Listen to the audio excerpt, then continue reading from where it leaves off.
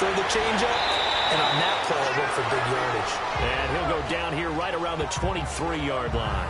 A good pickup there. 8 yards on the first down completion. We've seen quite a bit of the short passing game here early on first quarter, haven't we? We have, and I think it works a couple of ways for this team because, number one, you throw the short game until they stop it. And if they're not going to stop it, you keep throwing it, and occasionally you'll break a tackle and turn it into a bigger game. Also, if they start to creep up, start to pressure receivers, now you go over the top. That is wrapped up, taken down, back at the 25. Khalil Mack in there to drop it for his second sack now here tonight. And no matter what the situation, the O-line just hates that because they feel like they didn't protect little brother back there, right? Man, that's just so difficult for them because just think about every single play. When you decide to throw the football, you're dealing with some of the best athletes on the planet. You talk about guys, if they weren't playing football, they'd be starring in the NBA and power forward. It's really a difficult task.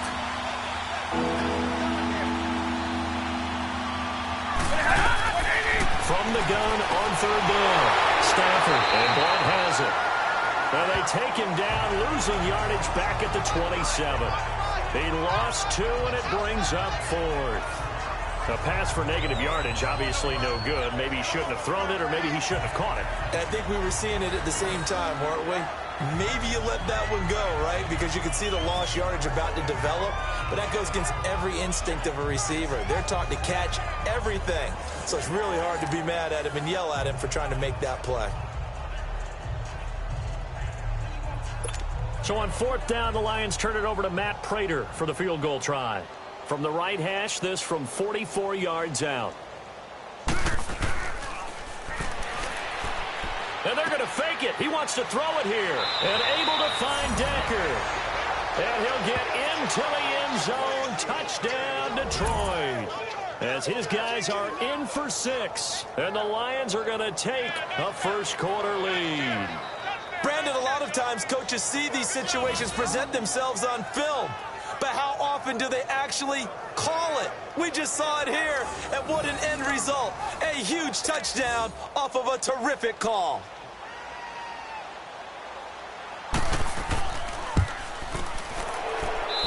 Prater for the extra point, and the decision to just kick the extra point winds up successful. Personal foul, roughing the kicker, defense.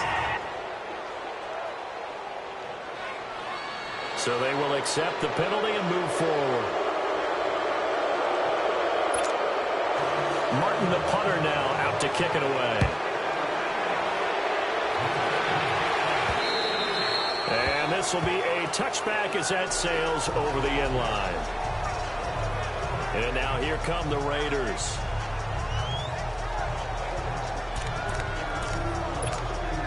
Carr and the Raiders come up 1st and 10 at their own 25-yard line.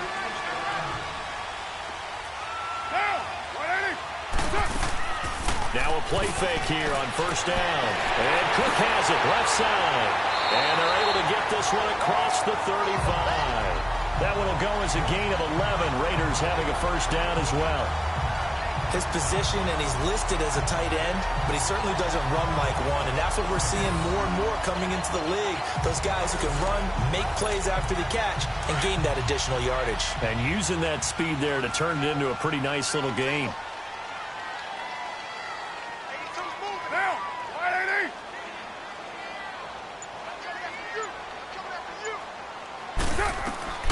Throwing on 1st down is Carr. And he'll hit the slant route. That's caught by Cooper. And he'll get up to the 43-yard line. 7 yards, the pickup on the pitch and catch. In today's football, where receivers break tackles, make people miss, get upfield for the extra yardage, when you see a play like that where it's caught and he's dropped on the spot, that's a big-time play by the defense. Looking left side, and he's got him in. It's Cook. And he'll get it out a couple yards shy of midfield at the 48. A Raiders 1st down. Carr hooking up with Cook. Many different ways to create space, but on that play, he did it with that big, wide body of his. Didn't get a whole lot of yardage on the play, but it did what it was supposed to. Pick up a 1st down. Carr now 6 of 10 in this 1st half. He's got his guys a 1st down here. They fake the handoff. Now Carr. On the crossing route, he hits his man, Amari Cooper. And he'll take it down shy of the 45 at the 46. 7 yards, the pickup on the pitch and catch. So there on that play, offensively, they ran the crossing route. Defense was in zone coverage. So as a former DB, how tough is it to defend that? It's really difficult because your natural inclination is to chase the receiver and maybe leave your zone. So you have to have discipline in order to... Under pressure, and he'll go down. They'll sack him on what ought to be the final play of this first quarter.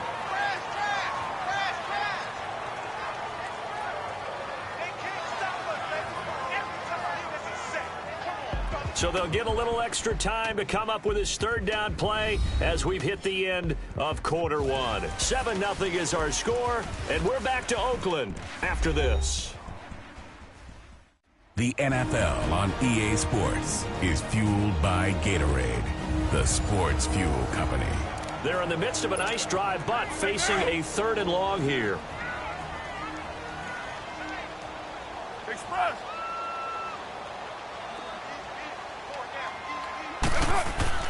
Throwing now is Carr. A hit as he throws there, incomplete. I tell you, Brandon, this defense is playing with some confidence. Haven't allowed a point yet. Flying to the football. I'm telling you, it's almost 11 to the ball on every snap. Another nice job there to force an incompletion. Here now, Johnny Townsend on for his second punt. He'd take a repeat of his first. He gets this one away, and boy, it's another boomer. And that one hits a little too close to the goal line, and it continues into the end zone for a touchback. Now LeGarrette Blount gets set to go again on offense. And he's had his chances in this game. He just hasn't been able to find any daylight so far. Patience, patience, patience. And that's the hard part for a runner because they expect every run to be a big one for something to pop. So they have to sometimes go through the struggles before it happens for them later in the game. But you got to give credit to the rest of the team. They've worked around the fact that he hasn't had his normal big game. Yeah, despite his struggle, still winning here in the second quarter. Looking for more there on first down, but this throw downfield incomplete. That's going to frustrate the coaching staff a little bit as they dialed up the deep shot, but they weren't on the same page on that play. Heck, I don't think they were in the same book. I think he thought he was going to do something else, ends up throwing it over the sidelines. Well incomplete. Now a first carry for LeGarrette Blount, and he is swallowed up right at the line of scrimmage. Calling no gain on the run there, and now they'll be looking at a 3rd down. And if you're the defense and those D tackles, you like that they're trying to run the football here against your 4-3, don't you? Yeah, because they tend to eat things up because they are so strong and physical, and especially when they play with leverage where they get lower than the offensive lineman and control it. And what I love about the good defensive tackles, they can play over the guards, they can slide and play over the center. Nobody in the offense likes that day when they have to deal with those guys. 17 yards on the pickup there and also a first down. He's such a good route runner. Shows it there on 3rd down. Very proficient and a good pass. And you know what I've observed over the years in the NFL? The better a route runner you are, the more confidence your guy's going to have in you to go to you in important times because he can trust you being in the right spot, and they connected there and picked up a first down. Just a yard on the first down carry, so it's 2nd and 9. Nice job by that defensive front there to hold him to a short gain on first down. Well played, I must say. Yeah, only getting 1 yard. There was no room to run.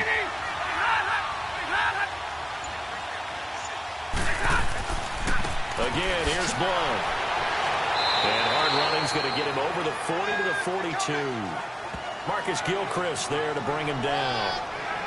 One thing to keep in mind, partner, especially in the second half, when you've got a running back of this size and these dimensions, I can just tell you, attrition does set in for a defense because you're excited about hitting him in the first half.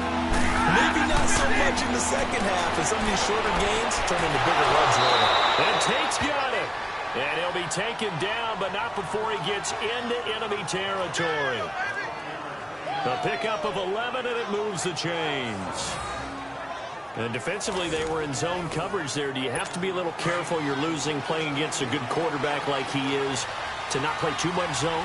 Yeah, you have to be careful about how much time you're giving up. I think it's a good point you just brought up. So maybe if you still want to play zone.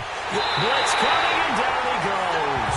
Emmanuel Lamar in from his linebacker's spot. He's able to drop it for a loss of about 10.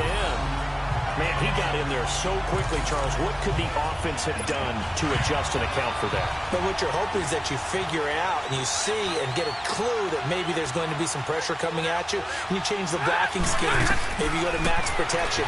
The biggest one is maybe you bring your running back in to try and keep you clean. But in that case, that didn't happen. Zero accountability, and a sack resulted. 6 yards is the pickup, and that'll lead to a 3rd down. He decided to run a hitch route. It really helps to have a guy who can turn it loose. And, boy, he rifled one in there on that one. Not much run after catch, but it worked really well. 3rd and long. It's Stafford. Able to locate Wilson. And he'll be taken down, but not before getting this inside the 30. A really nice gain of 25 yards. Almost not fair. The big guy running the corner route, being able to lean and push and get to where he wants. So how do you stop it? A lot of times you want to have a linebacker on him, a bigger body guy who can handle him physically. But a lot of times that doesn't work as well because his quickness often wins the route. Stafford now to throw. He was trying to find Marvin Jones that time. That'll bring up 2nd down. Let's face it, you can run the route tree as many times as you want, get in sync, practice it, do all those things. But once you get to game speed, it doesn't always time up quite that well. That one goes incomplete. So now 2nd and 10 after the incompletion on 1st down. 2nd and 10, Stafford again. Out to the flat, that's complete to his running back. So he loses 3 yards there. Now 3rd down. Really good defensive effort. They were all over that little swing pass out to the right side before lost yardage. Terrific read, better execution, and done with a lot of enthusiasm, wasn't it? Absolutely. They saw it all the way, ran to the football, and caused a nice play for lost yardage. Throwing is Stafford. They'll find a man over the middle. It's Galladay. And he'll go down here right around the 23-yard line. The completion good for only 6, and that'll bring up 4th. They didn't get the 1st down, but I have to say I do like the call. I like what they were trying to do. Try and hit your receiver on the run and see if he can pick it up. Keep it on his feet, get a little rack yardage. Yeah, but a nice job defensively to get to him and keep him short of the 1st.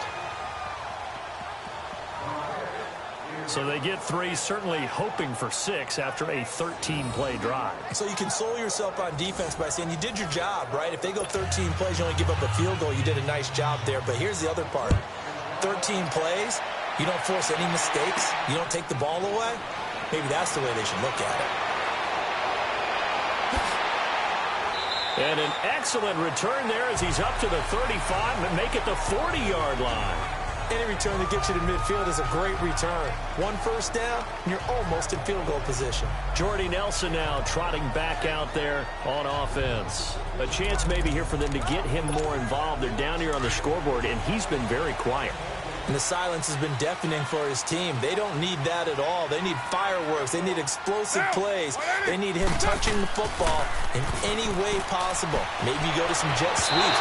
Anything to get him going. Well, something to get him the ball. We'll see if they can do it. And the first play of the drive there is incomplete. The one thing that I've liked defensively is that they've shown him a lot of different looks here in the 1st half. They've come after him. They've sat back. I think that's what you need to do to keep an offense guessing. And they certainly have kept them on their toes. That's why they haven't had much success on the scoreboard.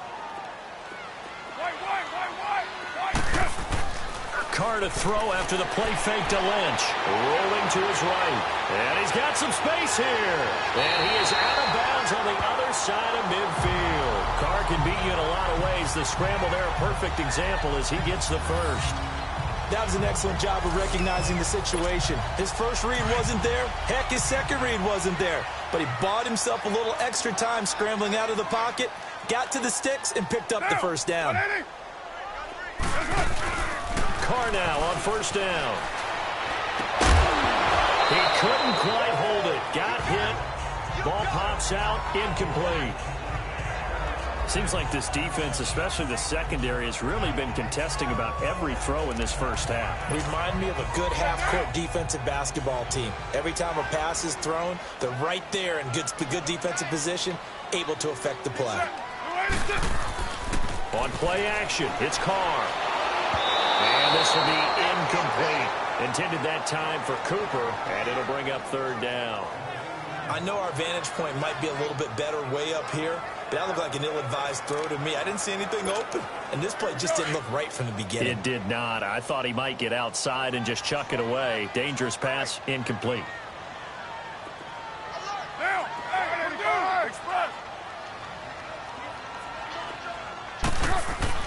On third down, Carr. And he'll have his man. That's Cooper. And he'll get this one down near the 20-yard line. A good pickup there, 26 yards. It's funny when I go back to our pregame meeting with Amari Cooper, and we mentioned, what they play man coverage against you. He almost seemed offended by it, didn't he? I'll beat it. That's basically what he said, right? I mean, the best receivers we've ever talked to and covered, when you talk about covering them with one guy, they think that's a personal affront. If they feel like if they can't just beat one defender, then they're not very good. But now a throw on first down there, but it's incomplete. And he just gets rid of it, throws it away. A wise move there, looked like nobody open, now second down. I hope I don't sound too rah-rah on that one, but that's the exact right throw. Either your receiver gets it or no one gets it. Give him a lot of credit for being really precise with it. Got rid of it. No one got it. Back to the air on second down. It's Carr. Throwing the out route incomplete. It's Cook. And he'll get it down this time to the 17. 4 yards on the completion, and it sets up a third down. That was an okay hook up there with his tight end, but unfortunately, they didn't get the kind of yards they had hoped for. That's going to bring up third down.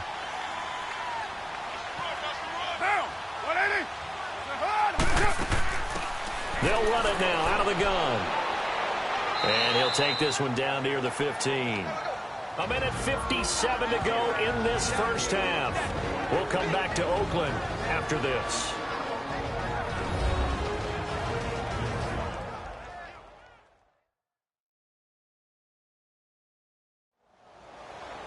Coming up at halftime in a little less than 2 minutes, we'll send you to Orlando where Jonathan Coachman is standing by. He'll have highlights and analysis of this first half. Now for the field goal try, here's Eddie Pinheiro.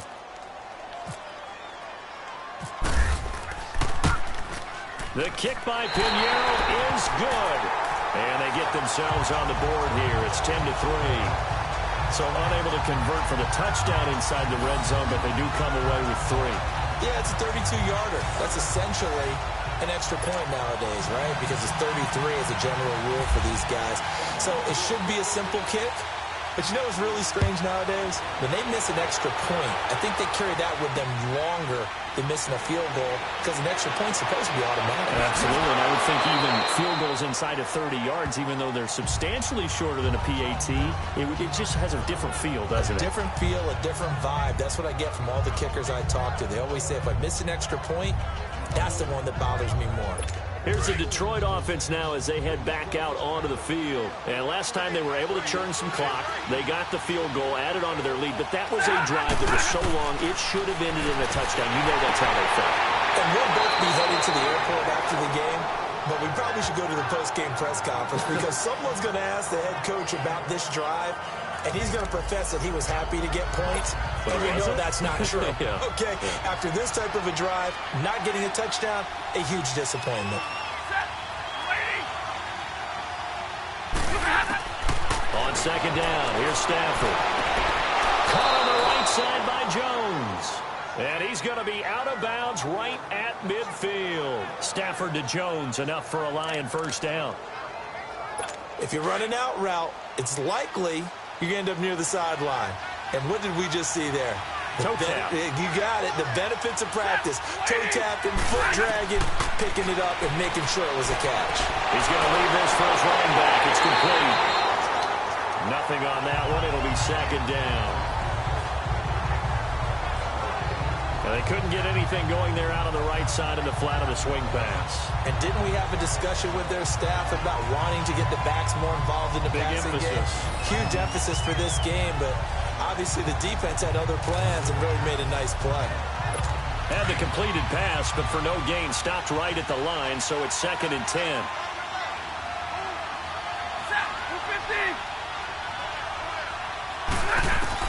From the 50, Stafford. Now he'll dump it underneath to his running back, complete. And before they can run this third down play, we're going to get a timeout as they get the stoppage with a little over 50 seconds to go in the first half.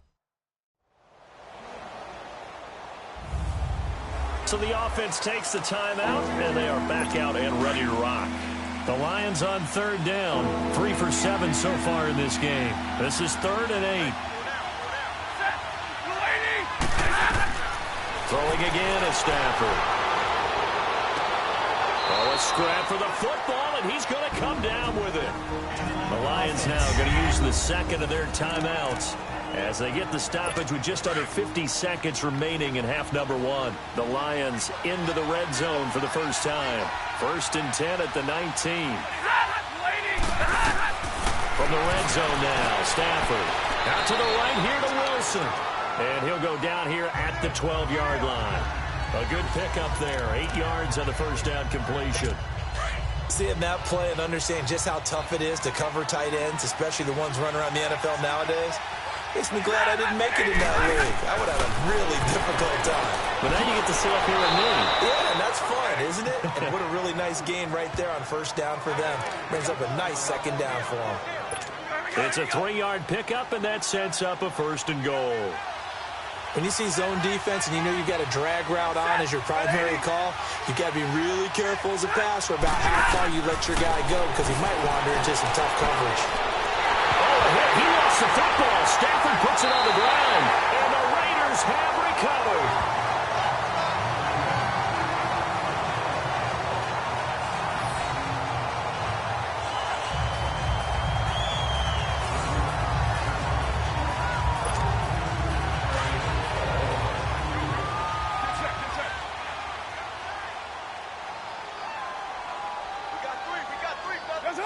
And with time running short here, they'll simply take a knee, and that should do it for half number 1. We have hit halftime. Still 2 more quarters to go. We'll take a timeout. We'll be back after this. You're watching the NFL, and it's on EA Sports.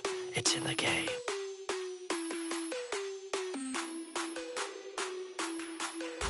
Okay, Brandon, thanks very much, and welcome everyone to this abridged version of the EA Sports Halftime Report. We want to remind you that new this year in regular season games, I'll take you around the NFL and give you stats and scores from games in progress, as well as look back at games that have already been completed. So keep an eye out for that, but for now, let's get you back out to Brandon and Charles. And this return net's positive as he gets past the 25 and up to the 27-yard line. Out comes the Raiders offense. They'll go on offense first to start quarter number 3.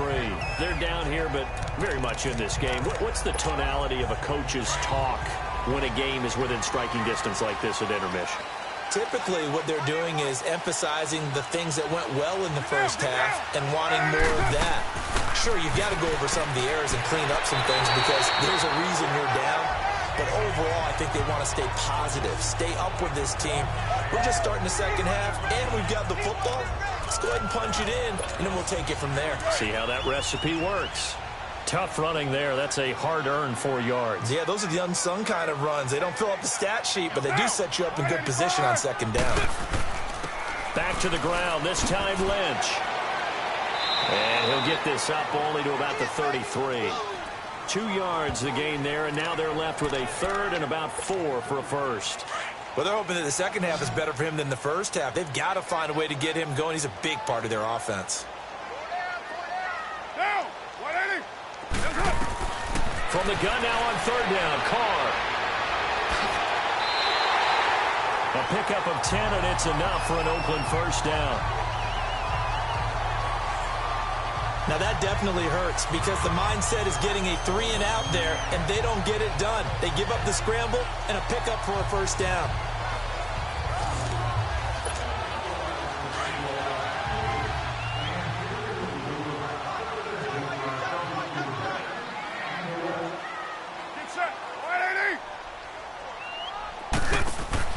On first down, Carr. And he'll get it out a couple yards shy of midfield at the 48. He'll get 5 out of the scramble. It's second down. Yeah, he only gets a few yards on 1st and 10, but he's better off doing that than throwing an incompletion or even worse, an interception.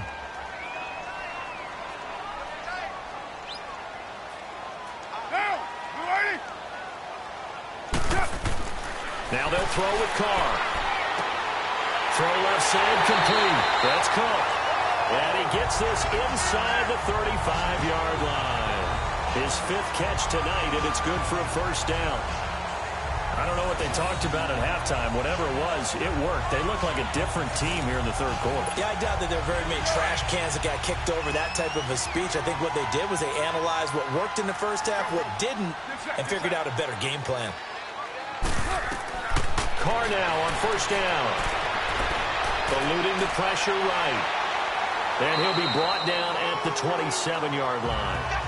The improv on the scramble there gets him 6, and it'll be 2nd down. And we have to give credit to him for buying time and extending the play. But you know, there's some really upset defenders on that one. They thought that they had him. Instead, he was coated in Teflon and got away.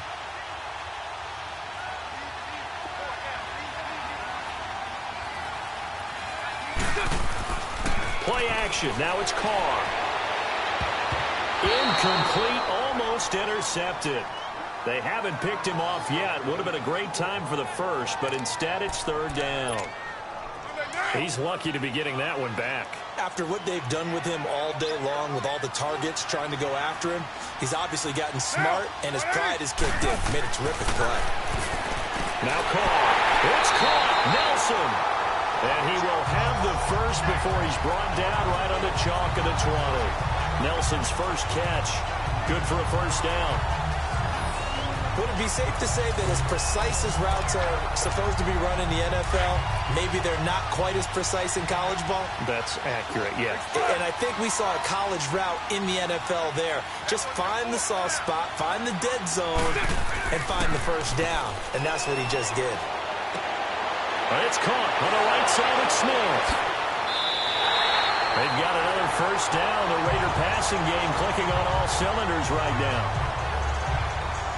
Nice idea, nice concept there. Line him up on the left side of the formation. Let him sneak his way across. Coming back underneath. Put it in his hands. Let him get a few more yards after the catch, too. Great way to utilize a tight end on the drag route.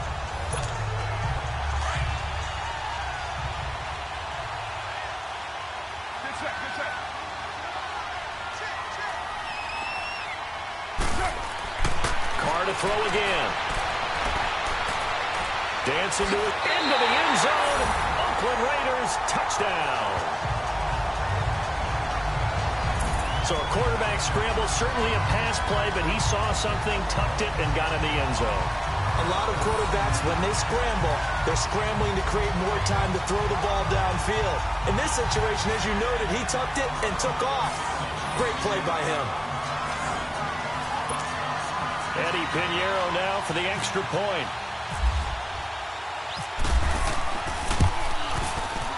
Extra point right down the middle. And we are even at 10 apiece. So that one a pretty time-consuming 10-play drive. And it results in a 4-yard touchdown run. Nothing separating these two teams on the scoreboard as the kick's away here. Fielded about a yard deep. And all that work, but he stopped where he ultimately would have been, and he's simply taken a knee, and that's the 25-yard line. So we get a look at the Lions offense as they get ready for their first possession of the 2nd half. And they'll be looking to atone for last time's mistake of fumbling inside the red zone. Certainly they don't want to do that again. And so much emphasis placed on red zone offense. I mean, you have periods devoted in practice just for that, because everyone knows how vital it is to put points on the board when you've entered that part of the field. And to come away with nothing, that's difficult for a team to handle. And difficult, and now we'll see if they can make it less difficult on themselves on this drive.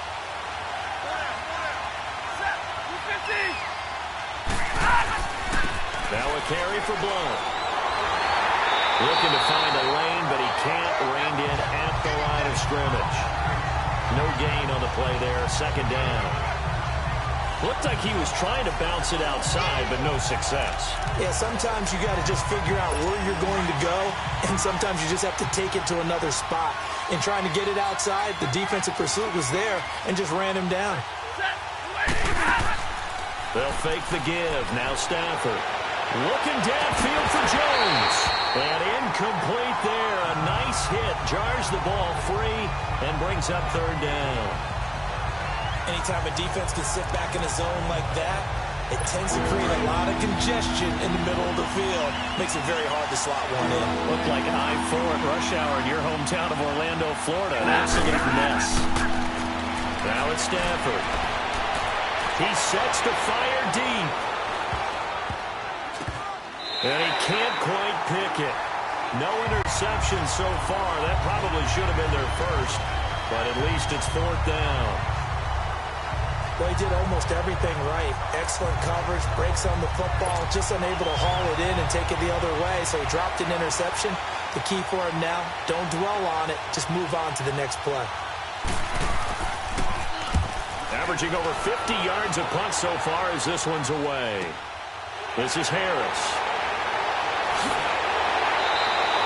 A very good return that time. 18 yards.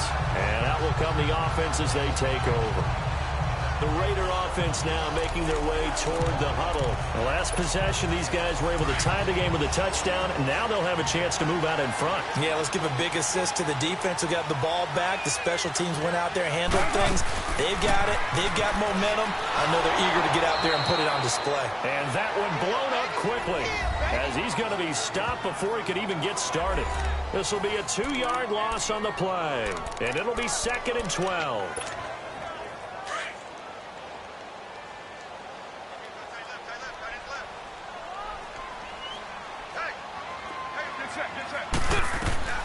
Working from the gun, it's Carr. Flushed out right. Over the middle, Cooper with it. And he's going to be marked down deep in Detroit territory.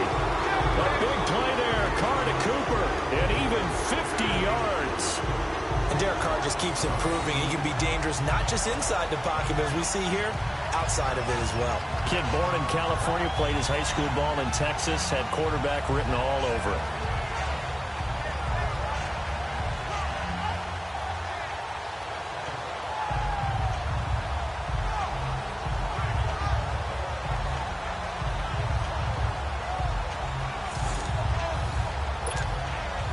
So on the other side of the field now, it's 1st and 10 as they've got things rolling on this drive.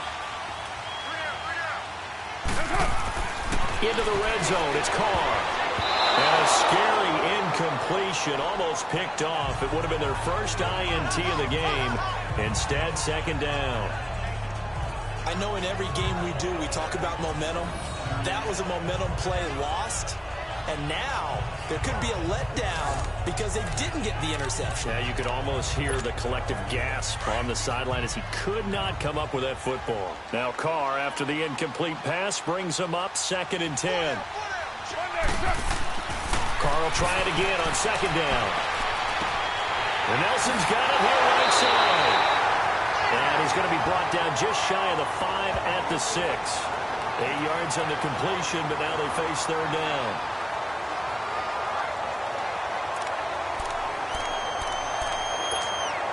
The Raiders on 3rd down. 3 for 7 so far in this game. Here it's 3rd and 2. Down! 180! Hey, from dude!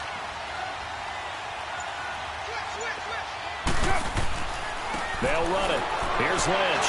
He didn't get the touchdown, but he did get the first down as he's tackled at the 1. The gain of 5 that time gives him the conversion and makes it 1st and goal. I'd say they've got to find a way to get him going. He's such a big part of their offense. I wonder if they might throw it a little and come back to the run. Anything, because you're right. He's pretty much been completely neutralized. Hey! Raider 9! They'll run for it with Lynch. And he pushes forward but comes up short of the goal line as he'll get a yard down to about the 1. This is what happens sometimes when you abandon the running game. It's hard to get back to it because once guys get out of that mentality of firing out and hitting people, hard to get them started again occasionally. All right, get set, fellas. He'll get it up the middle. And he's in. Touchdown, Raiders. Marshawn Lynch taking it in from a yard out. And the Raiders have moved out in front. Well, this offense only mustered 3 points in the first half on that field goal. They picked up the pace now. 2 third-quarter touchdowns. Yeah, you remember that appearance we had last week in front of that crowd, and they asked about halftime adjustments and all that was going on. And remember what I said. It's not always an adjustment at halftime. Sometimes just remembering the game plan and playing better, tuning it up and just working through it methodically. They got it done in this case. Of course, I'll always remember that appearance because I had on a brown belt with black shoes, and you pointed that out in front of the crowd. So thanks for that. I said that out loud? You did. My bad. Pinheiro now to kick this one away. Now Abdullah, the return. And not a bad return here. He gets it out to the 25-yard line. So out now come the Lions. And a tight game after punting last time. See if they can get something going on this drive. As they head to the field now, with the game this close, you've got to feel there's a sense of urgency for them going on offense right now. But they have to do it without letting panic creep in and affect their play. And he is going to lose yardage here. It's a loss of a yard there, and now second down.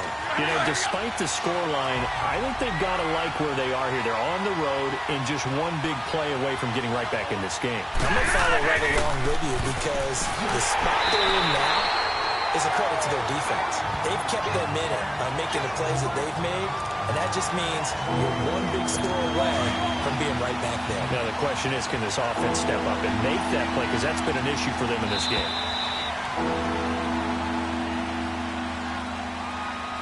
And they're not going to get to the line to run another play. So we will switch ends as the third quarter has come to a close. We'll return with more after this break. You're watching the NFL on EA Sports. Back now in the East Bay. It's the Lions trailing, but with possession of the football as we get set to bring you the fourth quarter. The Lions on third down. Not quite 50%. 4 for 9. This is 3rd and 14. A shotgun snap for Stafford. And this is going to... Well, they're slinging it, and then there's one you got to put a timer on, huh? I mean, that one came in hot. That came in hot, but overthrown, out of his reach and incomplete.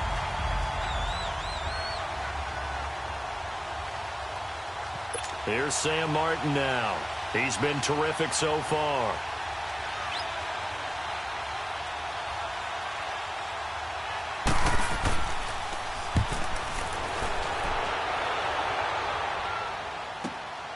Taken in at the 22.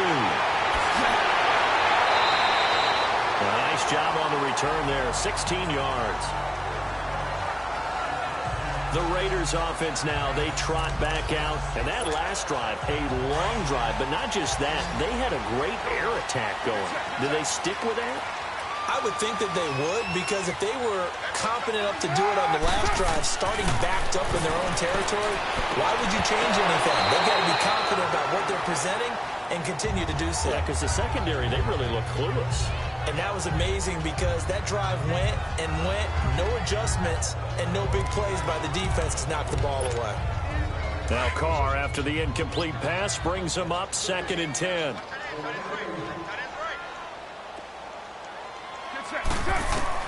Carr again here on 2nd and 10. Finds Roberts left side. And he'll get up near the 45. They'll spot it at the 44. 6 yards is the pickup, and that'll lead to a 3rd down. Another nice pickup through the air, and I think a lot of people might expect them to run the ball in this situation, Brandon, but with this lead, they're electing to throw the football. Swings, slants, quick outs, things that they consider safe. Now Carr. And this is caught. Amari Cooper.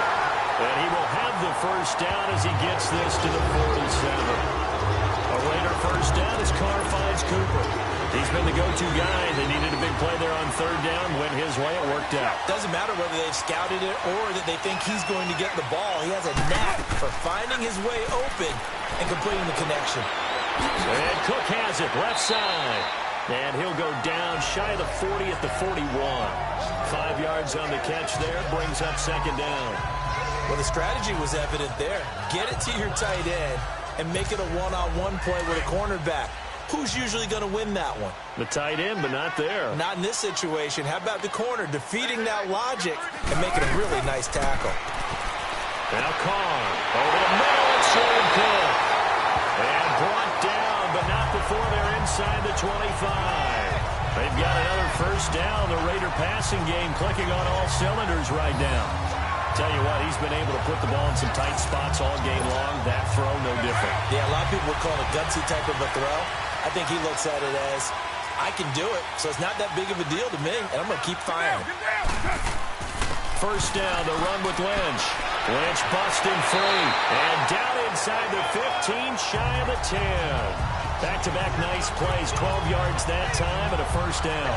Now, I'm guessing you'd say this is kind of the key here. Grind out some yardage, work on that clock, see if you can continue to tick it down. Definitely, you want to bleed things out at this point, right? Continue to possess the football, gain some yardage, and put the onus on the defense.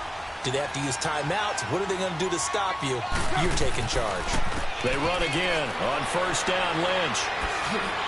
And he's going to work this one down to about the 5. It's a 7-yard carry to set them up with a 2nd and 3. So the solid run on first, and I would imagine no real hurry to run that second down play. No, it's all on your quarterback now. He's going to keep an eye on the play clock and bleed things down, and he's not going to let the ball be snapped until it's inside 3 seconds left on the play clock. Unless, of course, you're playing a video game, you're trying to run it up on your friend. Nice touch. Cold-blooded, too. On second down, here's Carr. And he is going to go down. Back at the 11-yard line. It's a team game, but sometimes individuals do stand out, don't they? How about that for a twofer? Tackle for a loss on the running play on the previous down, and then comes right back and gets a sack.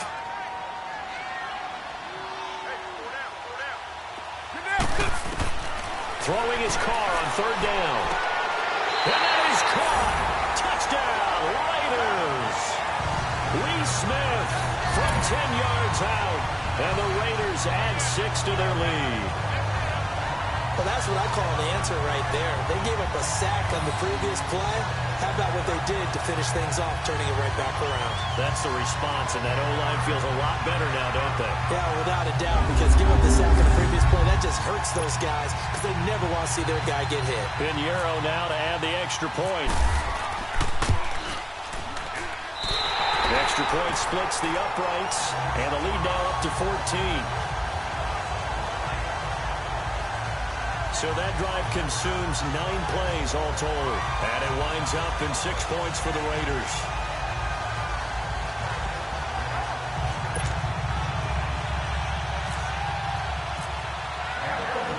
Pinheiro now to kick this one away.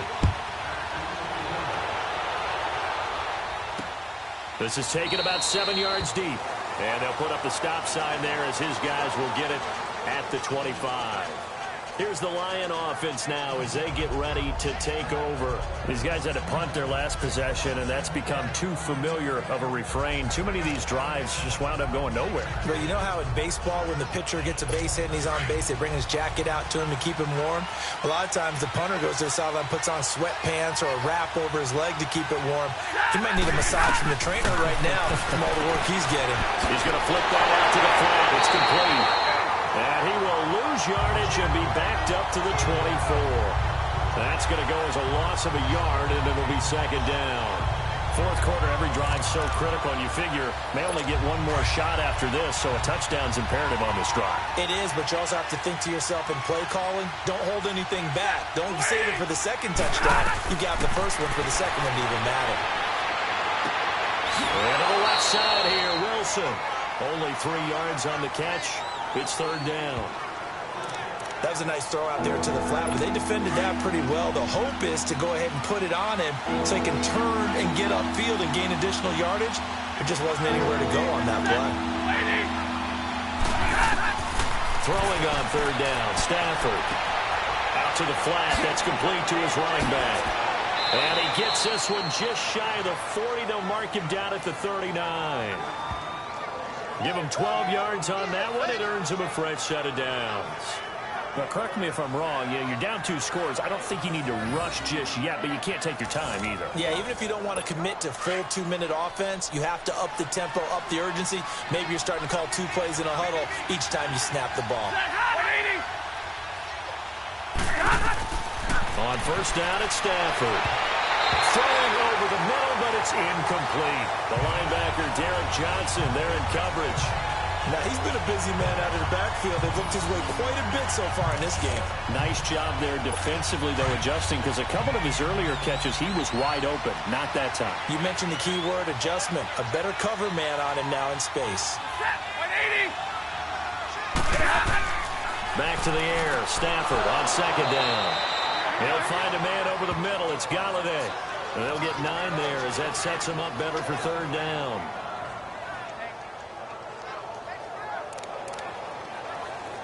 Under 4 to play now. Clock running. Third down.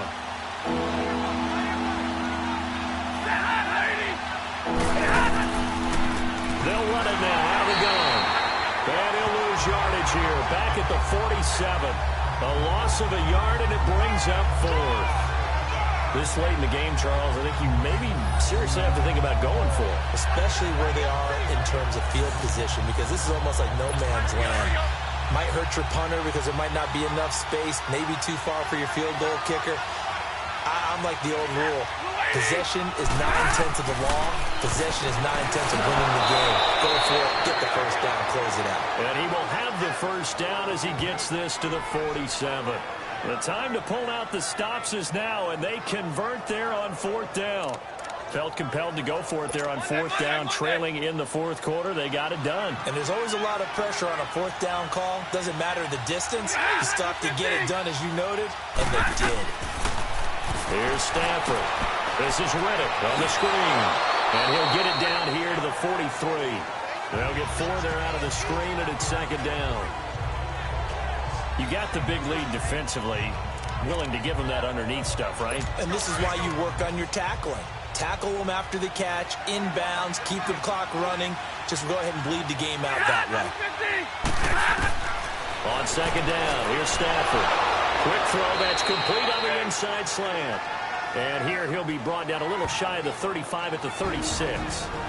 That one good for 7 as this long drive continues and the chains move again. So the Lions in possession of the football as we welcome you back. And let's see what they've come up with offensively after having time to talk it over. Now whistles and a flag down. Looked like one of the Lions linemen might have moved. Offense. Ooh, moving from his tight end spot there. Do you think that perhaps the play call was for him? The false start backs him up 5. 1st and 15.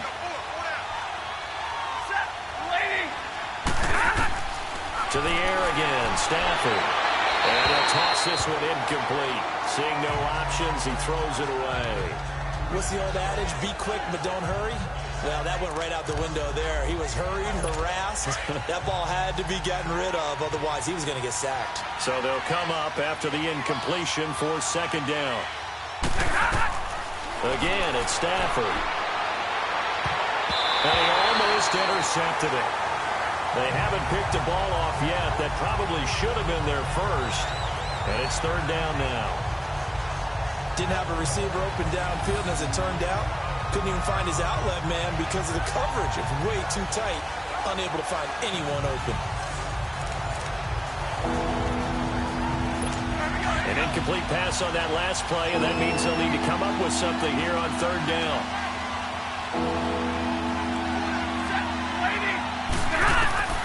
Third and long, it's Stafford. And this is intercepted, and that should do it.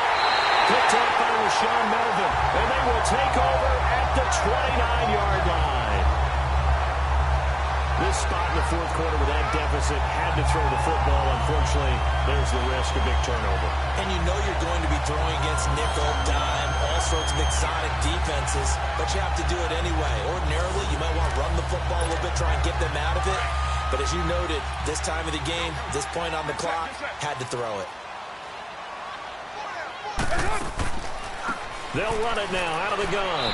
And able to stay on his feet past the 30 to about the 33-yard line. And now the Lions going to stop us momentarily as they call a timeout, as they'll talk things over prior to this upcoming second down play. We got 3. Express.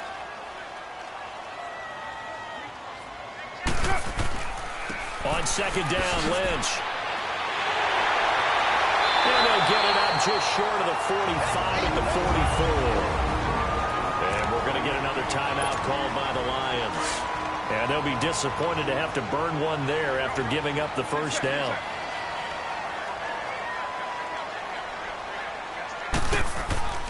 Running game working. They'll stick with it on first down. And he'll be taken down just shy of midfield. And play is stopped here. Timeout. It's the defense calling the timeout here, as they'll get it with just over 90 seconds to go in the ball game.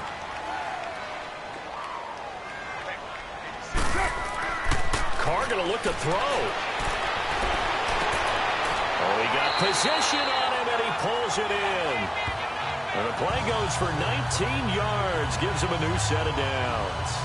Well, a clear running situation, trying to take time off the clock. He ran the previous play, set that play action up nicely. Boy, did they ever, because they'd shown the ability to run the football. So now you lose your keys as a defense. You dive for the running play, and they hit them over the top.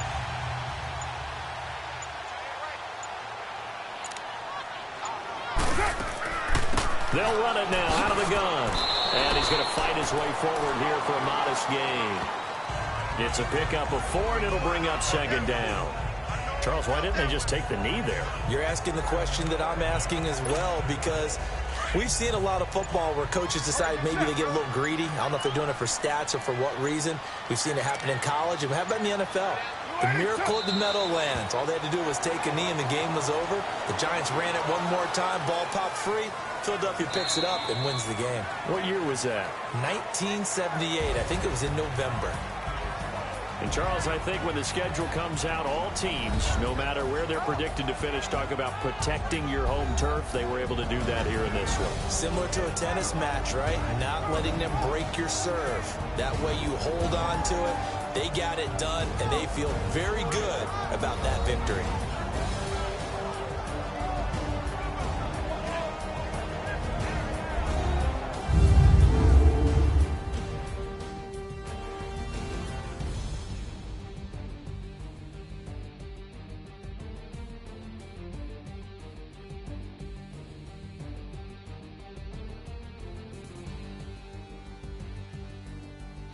So that'll do it for us. For my partner, Charles Davis, and all the hard-working men and women on our crew, I'm Brandon Gaudin. You've been watching the NFL right here on EA Sports. The Black Hole celebrates. The Raiders are winners here as we say so long from Oakland.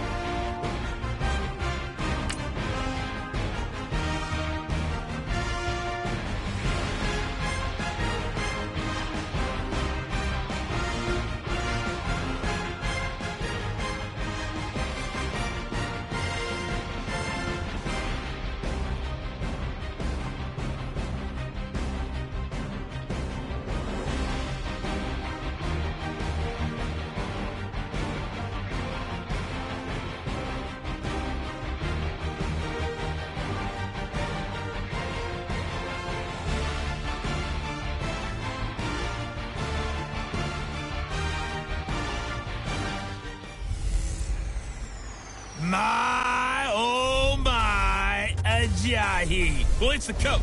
This is the 2018 season, and you've got it tuned to EA Sports. Straight ahead, Jay Ajayi, fresh off 100 yards a week ago. Coming up, we'll see the visiting Carolina Panthers taking on the Philadelphia Eagles. I'll have scores around the league for you at the half, but it's time for a little football. So we'll hand it over to our broadcast team, Brandon Godden and Charles Davis. All right, Coach, it's the NFL on EA Sports as you take a look there at Lincoln Financial Field in Philadelphia, PA. Just a short time ago, these Philly fans in full roar as both teams made their way out of the tunnel. Pyrotechnics ablaze. They're set to go as their Eagles will match up with Cam Newton and the Carolina Panthers. With Charles Davis, I'm Brandon Gaudin. And, Charles, you look at this Eagles team as they interplay here. They've got all W's on the ledger so far, a perfect 6-0. Yeah, still a long way to go in this season, but they're showing everyone early on that they intend to be there in the end. On the other side of the field for the visiting Panthers, they're hitting their stride of late, winners of 3 of their last 4. And last week they put together a 3-touchdown victory and were never challenged in that game. Let's see if they have a little bit of a letdown here. Getting toward the halfway point of the NFL season, Week 7 is underway on EA Sports. This is taken at the 3. And he'll take it up past the 25 to the 26-yard line. So now here comes the Eagles offense as they get ready to take over. The man under center will be Carson Wentz, the third-year quarterback hailing from North Dakota State. And he ought to have a lot of pep in his step after last week's performance because he did exactly as you want him to play if you're a coach. 3 touchdown passes, 0 interceptions, which usually means you're making a lot of right decisions out there. And got him to win.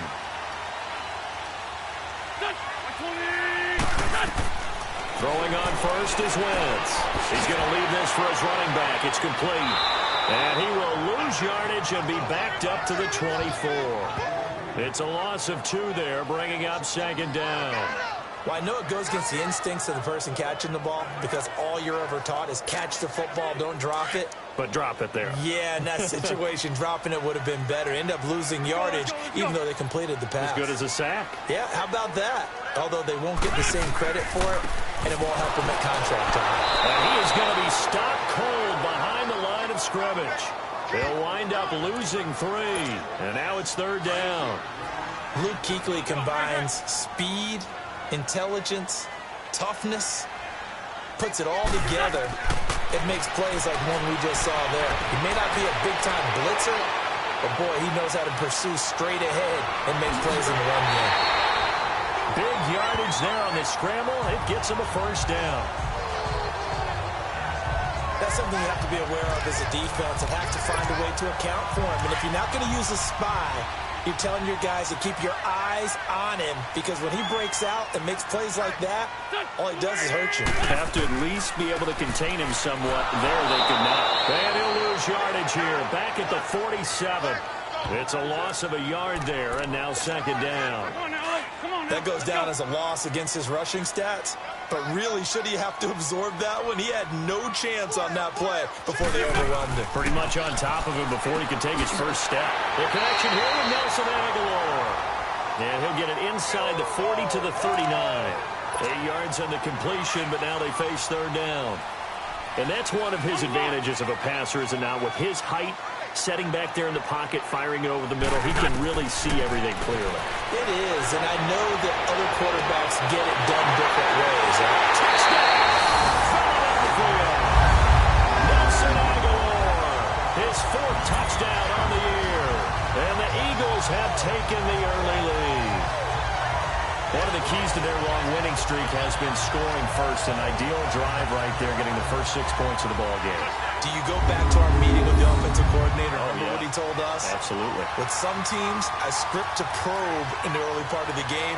Other teams, I script to attack. They've been in attack mode for these ball games and continue that in this one. On for the extra point, Jake Elliott.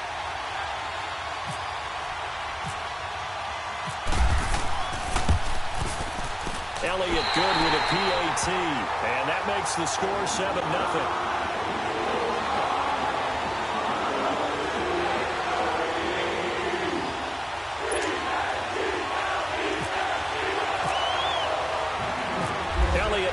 kick this one away. That'll be taken in the end zone. And he's able to get it across the 20, but not by much, as he's marked down at the 21-yard line. So here are the Panthers now for their opening drive. Bringing him out is the 29-year-old quarterback who played his college ball at Auburn, Cam Newton. And I thought it was a really nice performance last week by him. 3 touchdown passes.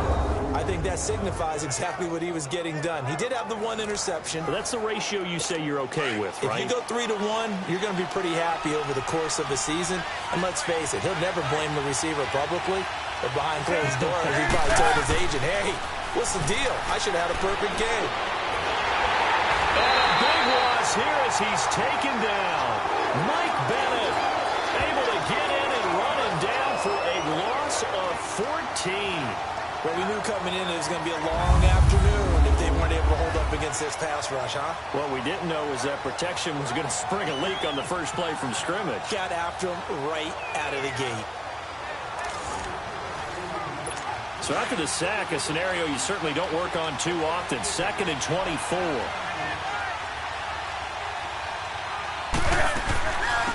First carry of the game for Christian McCaffrey. And he'll find some room to get this up to about the 14. Give him 6 on the run. It'll be 3rd down now with still a long way to go to get to the first down marker. And there's a run to be happy with. Good, solid yardage. He'll take that any time you hand the ball to a back. 3rd and long. It's Newton. And he'll lay out and pull it in. What a diving catch there. And it's a 15-yard pickup, but it'll lead to a 4th down. Well, partner, when you ask anyone other than your QB to throw the ball, you must have a lot of confidence or you think you're really going to fake them out, and it looks like they did exactly that. Yeah, going deep in the playbook and a great grab on the other end.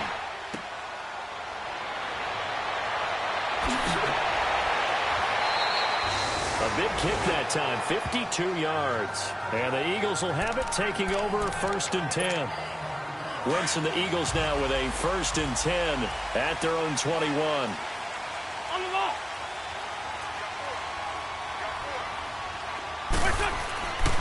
They'll start out on the ground with Ajayi. And he stopped immediately there. No gain on the play. It'll be 2nd down. And here are the starters for Philadelphia.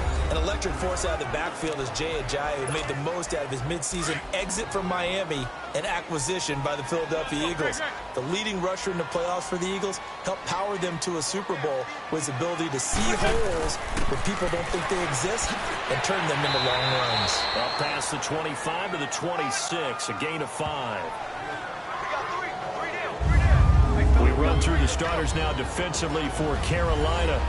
They enter play here number 11, just outside the top 10 in the league in stopping the run. I still crack up a little bit after we left our meeting with the defensive coordinator because I said to you, stop me if you've heard this before.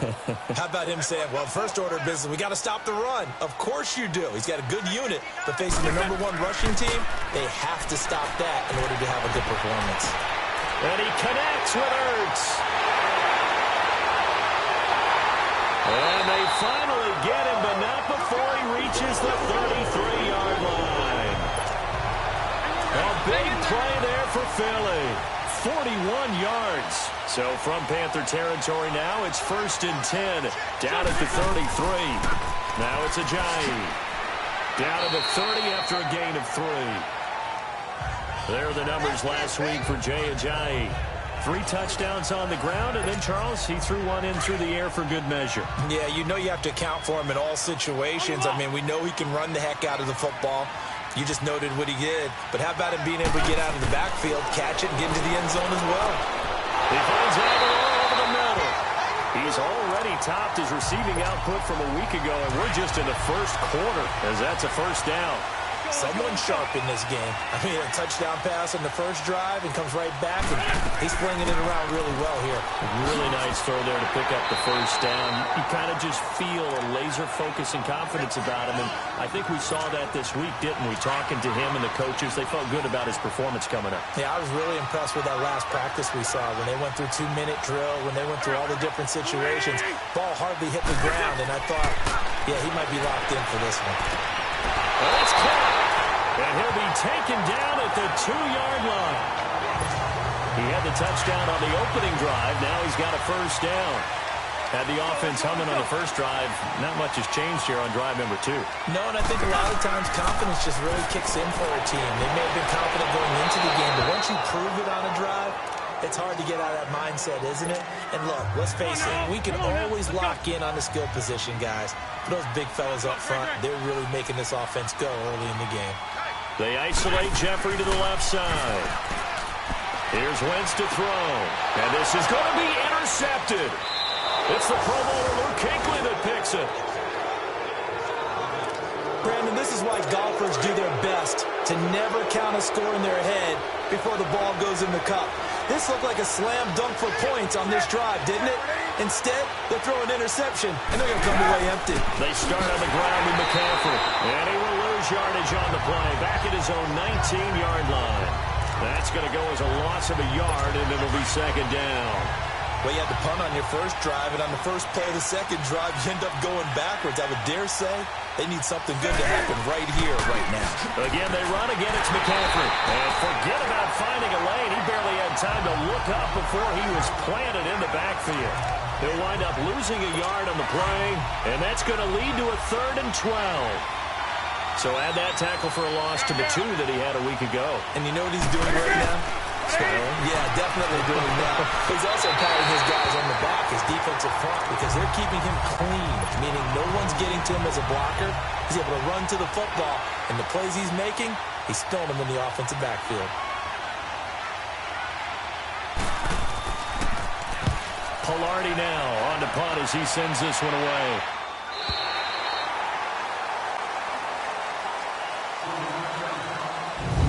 Prior to the snap, we hit all zeros as time has run out on the first quarter of play. 7-0 is our score. EA Sports NFL Sunday returns following this. The NFL on EA Sports is presented by Snickers. You're not you when you're hungry. Snickers. Back live with Charles Davis. I'm Brandon Gaudin. It's the Eagles with the ball here to begin quarter number 2 as they take over following the punt with a 1st and 10. Trying to shake off the interception from the last drive. He'll look to throw. And his throw's going to be incomplete. Brandon, it looked like he had his hands on it for a moment, but let's face it, that was going to be a tough catch all the way because of the presence of the defense right there as he was trying to haul it in. Yeah, nice job to force the incompletion. They run with Ajayi, and the hole closes quickly. He gets it across the 35 to the 36-yard line. Just a couple there on the second down run. Now they're staring at a 3rd and 8 situation. Well, he hasn't made much of an impact in the running game thus far, and after that last run, not much is going to change in that area. He hasn't been able to get anything going, and really the rush coming, and he's taken down. Dontari Poe in there to get him for a loss of 9, and that'll lead to 4th down. Tremendous read and reaction by the defensive tackle, and frankly, partner, it's not that often the DTs have that type of easy access back to the quarterback. Never bought the play-action fake. A 48-yard punt, 7 on the return. And the Panthers will take over now, 1st and 10. Carolina getting set to take the field. This is their 3rd drive. Right now, maybe not about points, just about getting something. They haven't gotten a first down yet in this game. It's a mental barrier you don't think about until you go a couple of drives without getting a first down. Then all of a sudden it looms big. It gets harder and harder to actually attain that first down. And he'll get it up to the 33-yard line. 4 yards on the pickup, and it's a 2nd down. I know most of the time when the ball's in the air, you're thinking wide receiver, tight end, but running backs, they can be a big part of any passing offense nowadays. Here's Newton. This is caught. It's Greg Olsen. And he'll bring it up here to right at the 40-yard line. Newton to Olsen there for a Carolina first down. There's a completion to the tight end, and I think that we're looking at something out of central casting, frankly. Absolutely. I mean, size, the hands. Speed. I mean, can flat out run. You put that whole package together, you light up the eyes of an offensive coordinator, don't you? And he'll push this forward only to about the 42-yard line. Well, he was looking for some running room, and there wasn't a whole lot of it there on that play. I think he was lucky to get a couple of yards out of it. So those defenders, they were rallying to the football pretty quickly.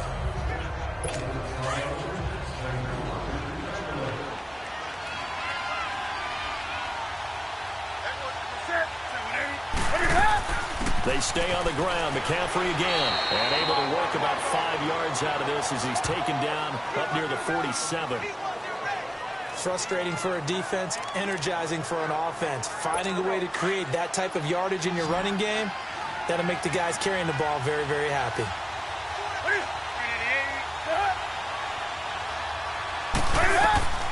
Newton on third down.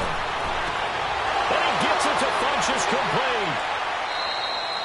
Newton finding Funchess for the Panther first down.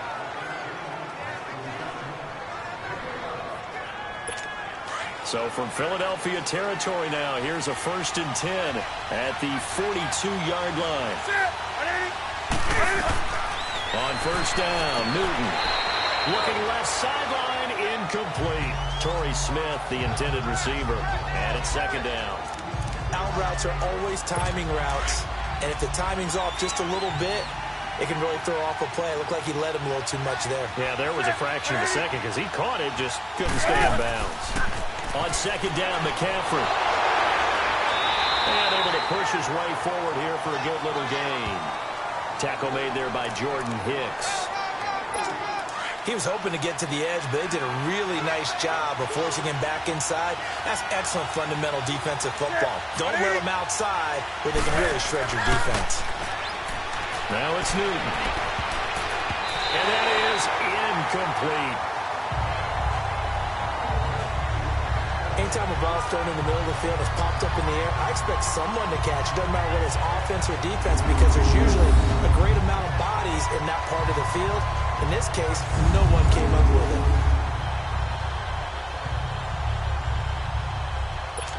So now they're going to send out the field goal unit to, as they say, fire away from long distance. This will be from 56 yards out.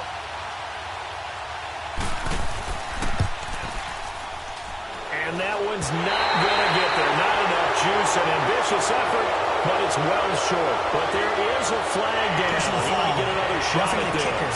Defense. So that one will be accepted. Automatic first down. That'll be Frank, a silly penalty there trying to block the field goal, and that leads to a fresh set of downs.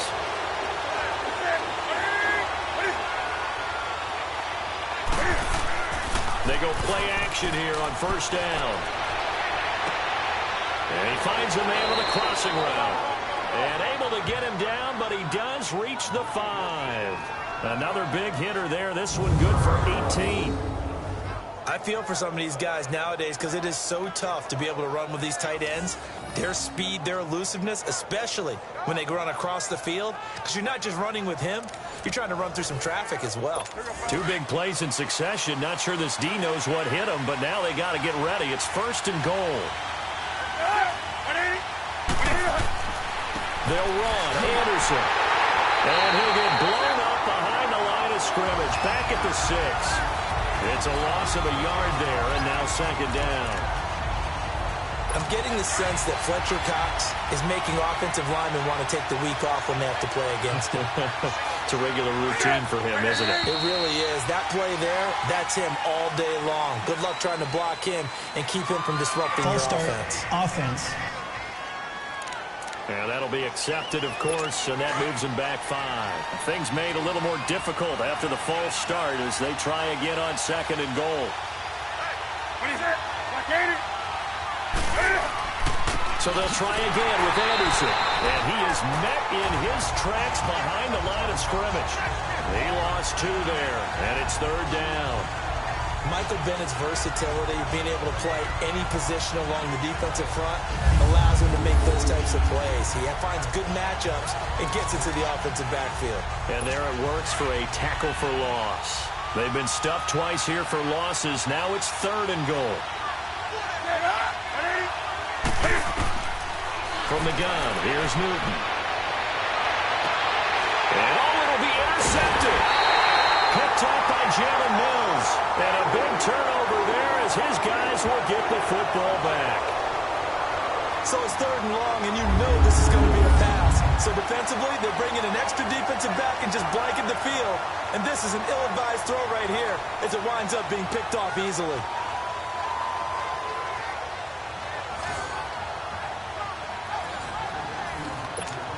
The Eagles offense now, they head back on the field. They've got the lead. Last time had to punt it, though. What's the key to this drive? I think it's leverage. Leverage. Big guys up front. You know the motivational speech on the sideline is, guys, give us an opportunity. Protect the passer, create space for our runners, and let's go ahead and get these guys. Low man wins. Let's go do it on this drive. We'll watch that leverage on this drive. It's a pickup of 16 there, and it'll lead to a new set of downs. Right after the turnover, they come out throwing. And that means it's a sudden change situation. We used to practice it on defense. Sudden change, get out there, stop the offense. But you typically run out there a little bit unsettled. I think that's why he came right out throwing the football, hoping to catch him off balance. And he did. And now a throw on 1st down there, but it's incomplete. Let's face it, perfection is something we all chase, whether it's playing this game or whatever we do. Hard to attain, but that's what they were searching for as that pass goes incomplete. Now Wentz. He's going to fire one deep, middle of the field. So the long attempt falls innocently to the ground, and it brings up 3rd.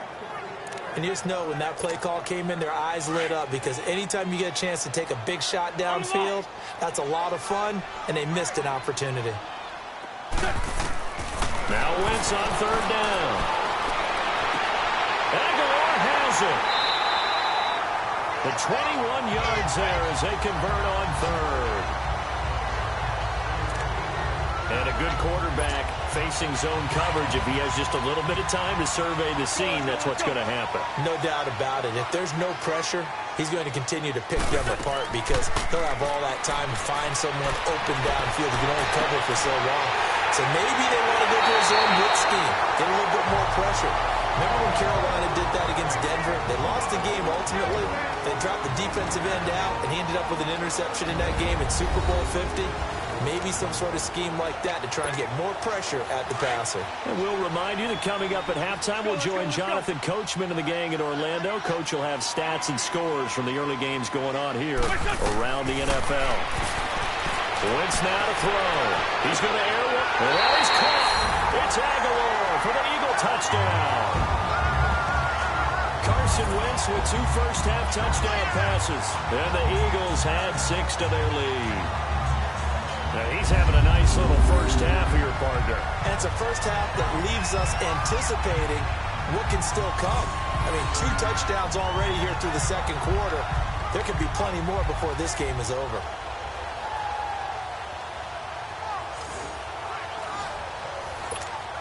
Elliott now to add the extra point.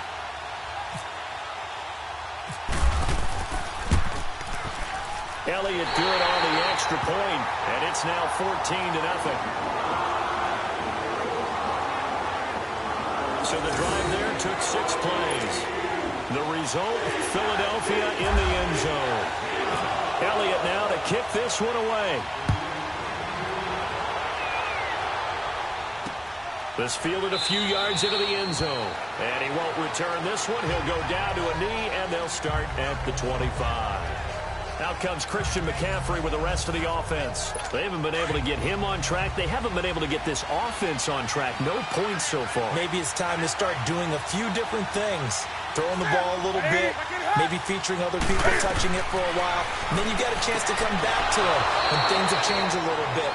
They have to make an adjustment. There's still time for him here as we sit in the second quarter. That throw good for 4. It's second down.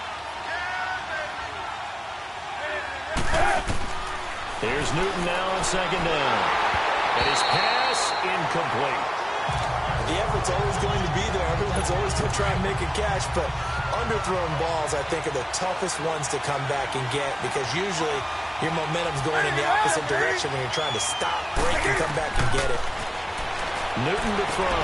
He's going to flip that out to the flat. It's complete.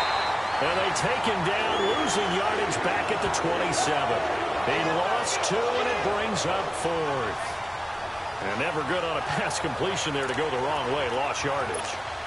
No, for some reason it seems to work better when you throw it downfield or you move the ball downfield running it that way, doesn't it? But in this case, if you're the defensive guys, you're energized, executed well, and you caused a lost yardage play. That's going to feel good and look great in film. He's been a busy man here in this first half as he gets it away. Sproles, the return. So possession goes over here on the punt. Meanwhile, on the NFL scoreboard, a game going on in Chicago. Now, you saw the score at the bottom of your screen a moment ago. We got a good one going on there. Mitch Trubisky with 2 first-half touchdown passes.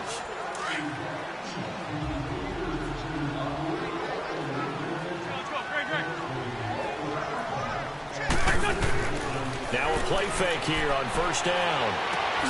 Out to the left there and complete to the tight end Goddard. And he's able to get out to the 32, brought down there. A gain of 6 there on first. So much goes into a successful play, doesn't it? How about that play action there, freezing the defense just enough to bring the tight end free downfield for the completion. And he'll get this only up to about the 35. And he got half of what he needed there, 2 yards, and it'll bring up a 3rd and 2 more.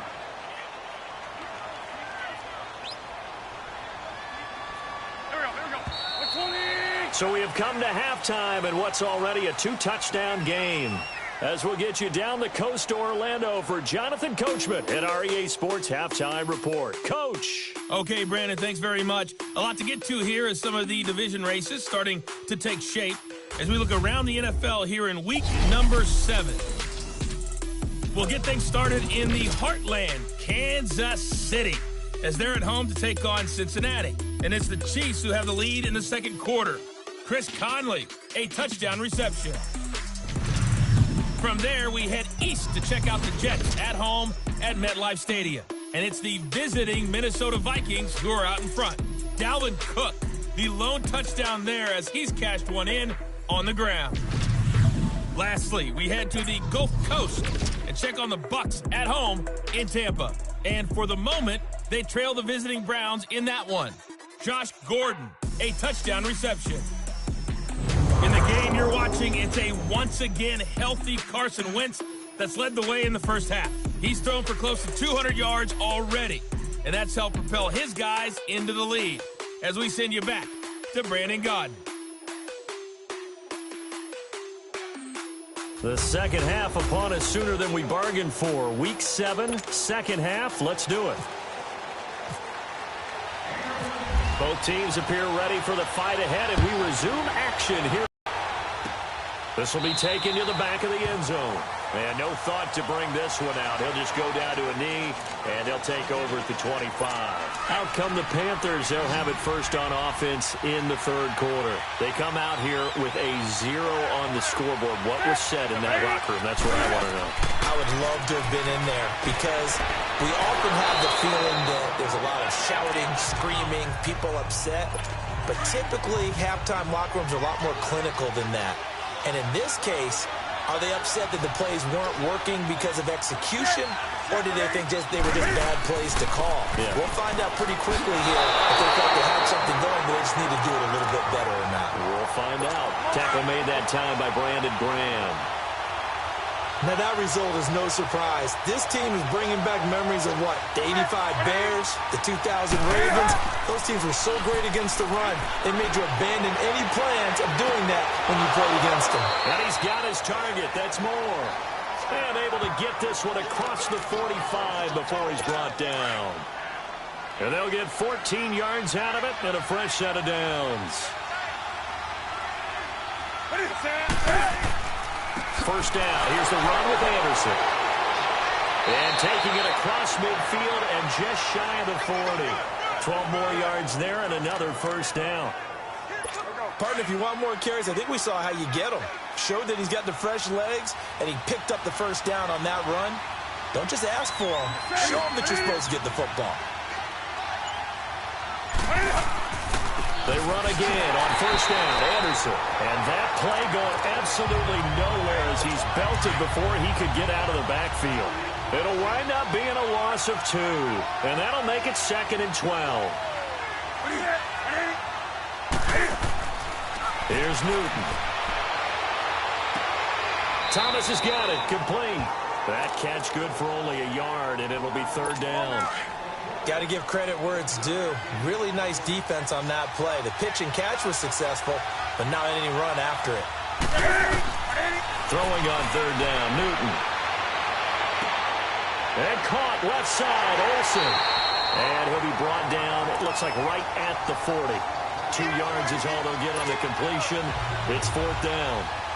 He wasn't the primary target, but I think it was almost like a check-down situation, wasn't it? Yeah, like hoping he can break some tackles, a big tight end, but he couldn't do it. Yeah, get it to that big frame and hope he can scatter some bodies, unable to get it done. And this one will not get there. It's off to the left anyway. It's no good, and this score will stay right where it is. Everything looked good. Good snap, good hold. Sometimes, though, the ball just doesn't want to go where you want it, and this one winds up no good. So here are the Eagles now as they get set for their first possession of the second half. This is sort of what you would call a put-away drive, isn't it? I mean, they score here, especially a touchdown. It's almost out of reach. It certainly feels that way, and I think that they're going to call their plays accordingly because what you really want to do, even though you know the scoreboard is still up there and the game's going to go on, you feel like you can take the spirit away from another team, that their drive and will to come back and win can be taken with another score right here. Still 3rd quarter, but you just get that feel. Yeah, they're teetering right there on the brink, aren't they? And he'll get across midfield and into Carolina territory. Tackle made there by Mike Adams, a strong safety. Defenses always have a goal of holding a runner under 100 yards. Well, he went over 150 last week, won NFC Player of the Week award honors, and guess what? He's got a chance to do it again because of that vision he has. He sees holes that maybe don't exist. They'll run it now out of the gun. And he'll get this down only to about the 46. 2 yards on the pickup there. It's 4th down. But forget knowing where the first down line was. This defense created their own line of scrimmage. They won every battle up front, and a lot of times that is one-on-one. If you win your one-on-ones enough times, your defense is going to be pretty good. They have more people to the football and snuffed out the play. Here's Brad Nordman now as he'll punt it away for the 2nd time.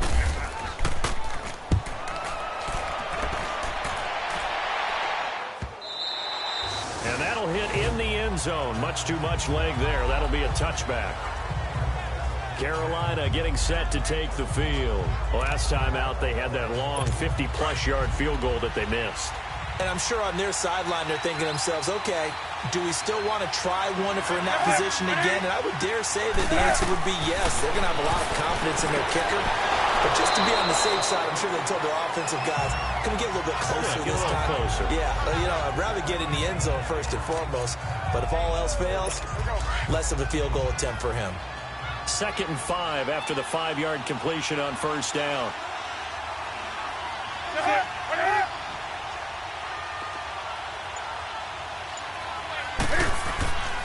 On 2nd down, Anderson. And he is met quickly in the backfield. Down he goes, folded like a lawn chair.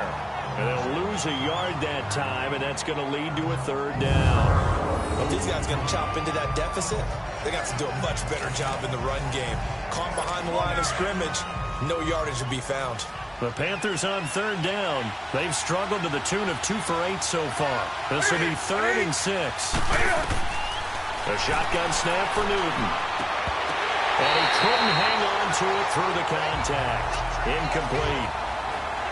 Another drive comes and goes. Still nothing on the scoreboard. Yeah, when the second half comes, it's real easy to get discouraged and wonder if you're ever going to get things started. You just got to fight through it. Got to keep pounding away.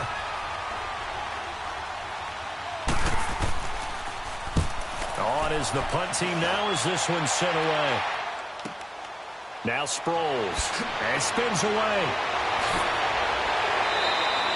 A very good return there. Give him an even 20 yards. And possession will switch hands, 1st and 10. Philadelphia getting set to take the field. This crew had to punt last time they had the ball, but when you've got a lead like this, you content to play the field position game? You are to an extent, especially if you like your defense, because you have the lead, you've been controlling the game. But why put them in a tougher spot? You want to get out there and get something done on offense and maybe take command of this game yourself. 5 yards on the carry. Good pickup on 1st down. 3rd quarter and you've got the lead. You're not ready to go into that 4-minute offense to close the game out, but a running game can really benefit your team right now. Now a play fake. Wentz. Ertz has it left side. And taking it across midfield and just shy of the 40. That one good for 16, and the drive will continue. There are so many things to watch for when you play defense. And reading your keys, you always hear about that, and having your eyes in the right place. Sometimes your eyes can fool you. How about that play action there? And it sprang the big guy, didn't it? Able to dump it over the top to him. Busting through contact. Just wasn't a huge hole there for him to operate. Stopped just inside the 35-yard line. Sometimes with the running game, you've just got to stick with it. Look, it's the 3rd quarter, no time to panic. But that also doesn't mean you just do it the same way you've been doing it the entire ball game. Maybe change up some blocking assignments or run a few different plays, but stay with the overall essence of the running game. And he'll work it inside the 30 to the 29-yard line. They get 5 out of that one, and it moves the chains. They're trying to show that they can run the ball and protect this lead. Give it to the backs, play a little bit of keep away, don't you think? And that's probably a good philosophy at this point. Going to make that defense stand up and stop them. Here's Ajayi. Might have gotten this one down to the 28, and that's all. Just a yard on the pickup there, and it'll bring up a 2nd and 9. They just keep trying, but so far, finding no room for him to run. None whatsoever. In fact, you run the numbers. He's under 3 yards a carry at the moment. And as they come to the line, they will not be able to get off another play as time has run out on this 3rd quarter. We'll return with more after this. You're watching the NFL on EA Sports. And welcome back. We are in the city of Brotherhood. Come on now, let's go.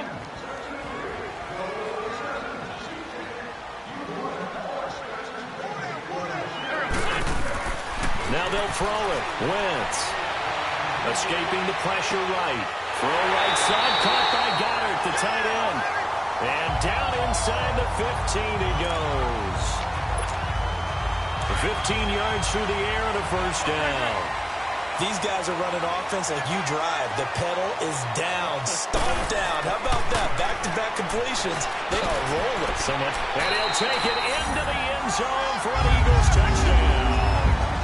Jay Ajayi hitting double digits with his 10th touchdown of the season. And the Eagles add on to their lead. Sometimes a group that gets overlooked, certainly, the offensive line. Right there, they really helped with that score. Didn't they tell us in our meeting that when we score touchdowns running the ball, that means the offensive line actually scored first by moving people back beyond the end zone? We saw evidence of that on that play. Elliott good with a PAT, and it's now 21-0.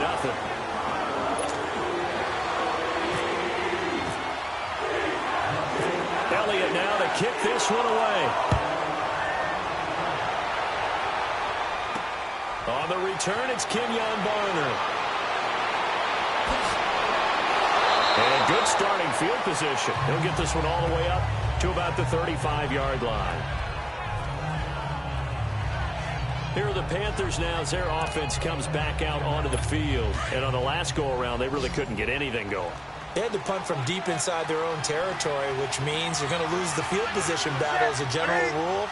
What they're looking for now is a little more consistency, move the ball at least a few times on offense, get a couple of 1st downs, and hopefully flip the field. Yeah, just something to build off of. That's what they're looking for here. 10 yards there to start the drive, and just enough by about the length of the football for a 1st down. Newton on 1st down. Funches with a catch over the middle. And he's brought down. He got 18 yards out of that one, and it gets him a new set of downs. You cannot write these guys off just yet, not with a quarterback like that under center. You mean it actually crossed your mind with him running the team that you could actually maybe write this game off? Not yet. Not a chance. Not with him. We've seen it too many times. Throwing on first down, but this one winds up to be incomplete.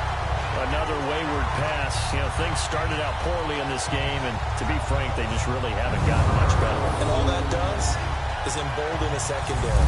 They feel good about what's going on, and they just play better and better. After the incomplete pass, here now is 2nd and 10.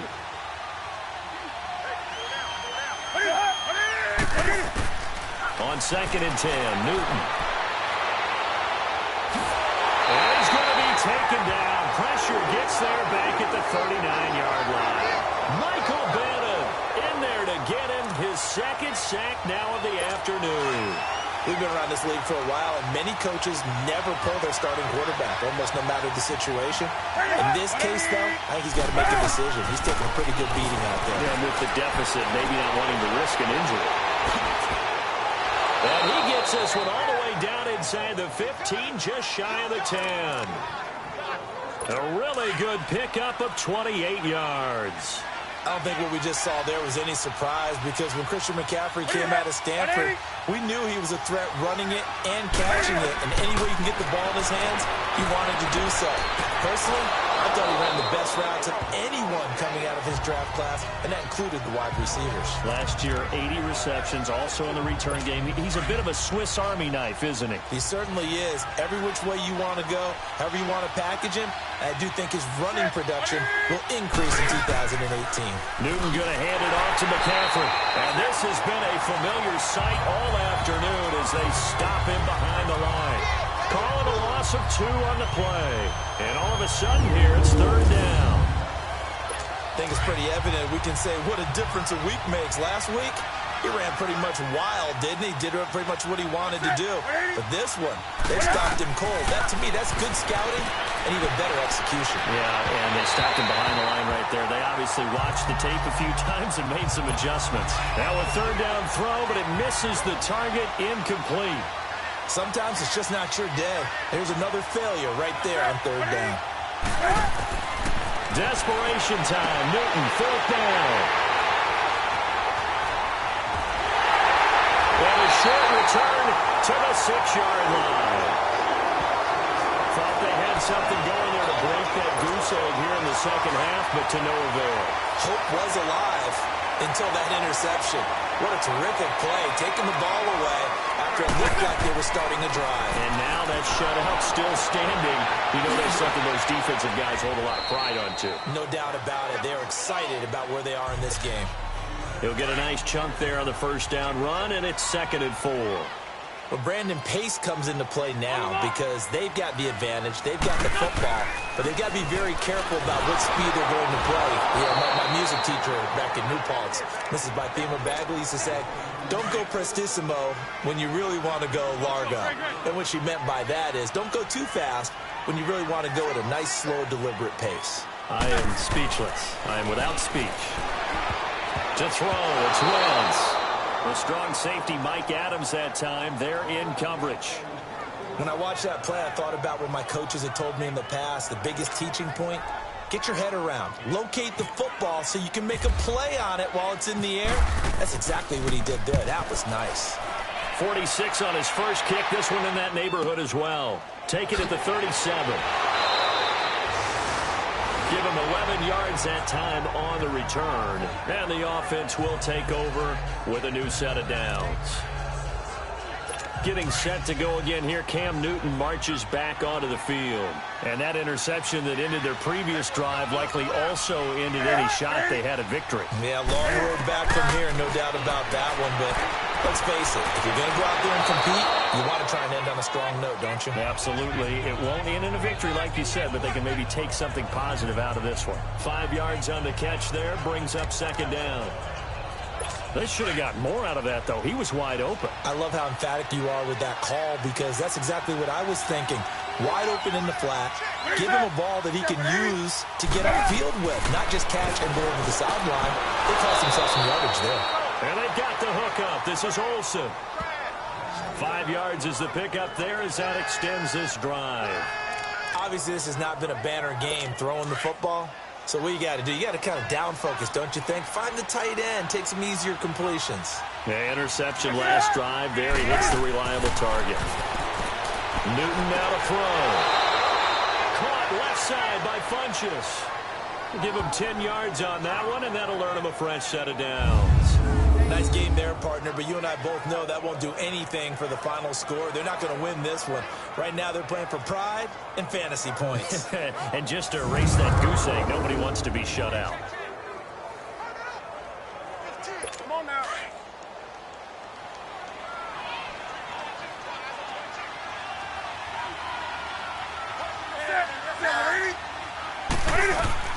On first down, Newton. They'll set up the screen to McCaffrey. And it pops free. The collision there jarred the ball loose and brings up second down. We have not seen a whole lot of wide-open receivers. Everything seemingly has been contested. And that's another nice job there to force an incompletion. They've been very cohesive, knowing each other's moves all game long, and they've been on the spot just about every time. And they've held them in check on the scoreboard. So after the incompletion on first, now 2nd and 10.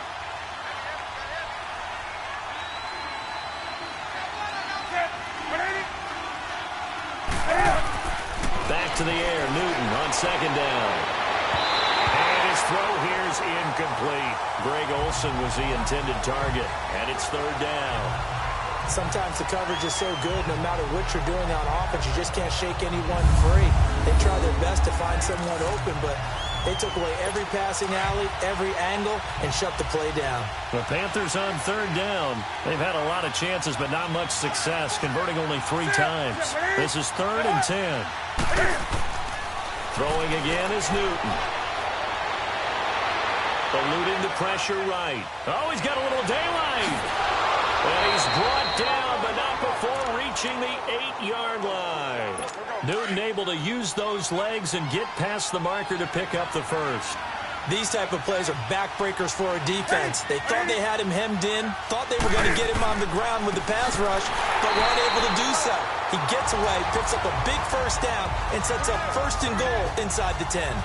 That'll be a loss of 4 yards on the play, and that'll make it 2nd and goal. They'll try again on 2nd and goal after going backwards to the 12. They'll give it to him up the middle. Looking for a seam, but finding none. He'll get back to the line of scrimmage, and that's it. No gain on the play there. They're going to need to come up with something better here on 3rd and goal. Time for a break. This one all over but the shouting. We'll finish it after this.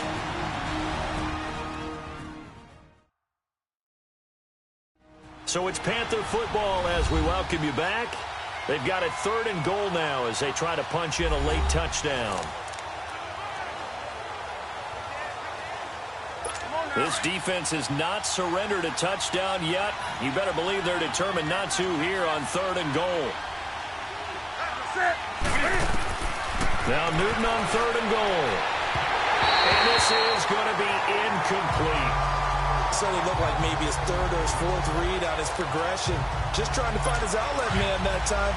Ends up leading him just a bit too much.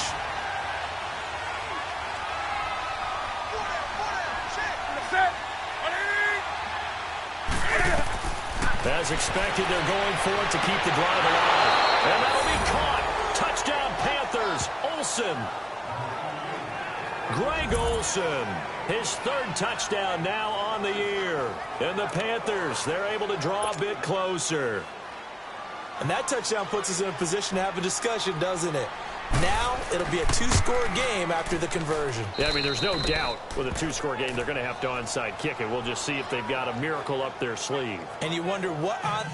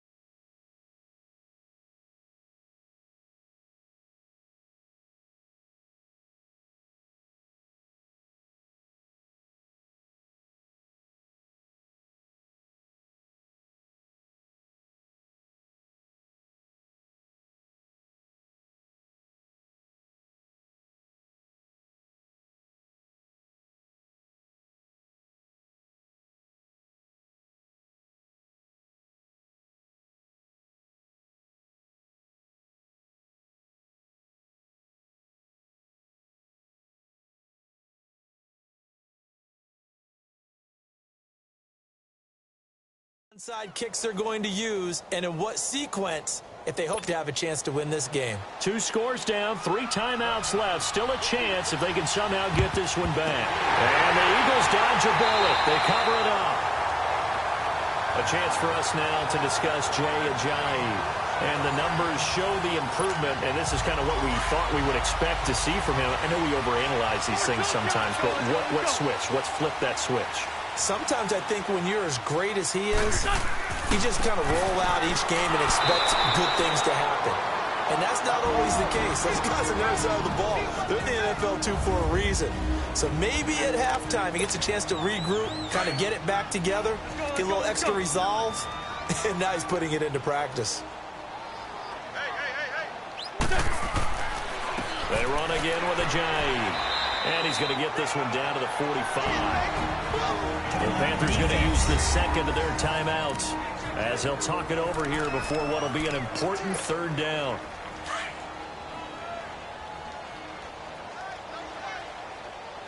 Let's go. Great. Wentz going to throw. Aguilar has it. And he gets this inside the 35-yard line. And now we're going to get a timeout here called by the defense. And they'll be disappointed to have to burn one there after giving up the 1st down. This is Ajayi. And a short gain down to about the 33.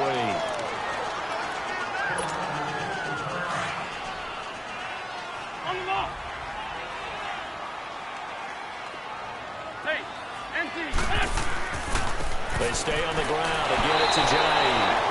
And the reinforcements come in as they're going to stop him behind the line. They'll lose a yard, and it brings up 3rd. Wow, that play got shut down in a hurry. As soon as the snap came, you could see defensively they were just closing in. That was going nowhere. Yeah, you count on your offensive line to give you a little bit of space, a little bit of time so you can make a move. There was none there for him. Open man, the tight end Rodgers.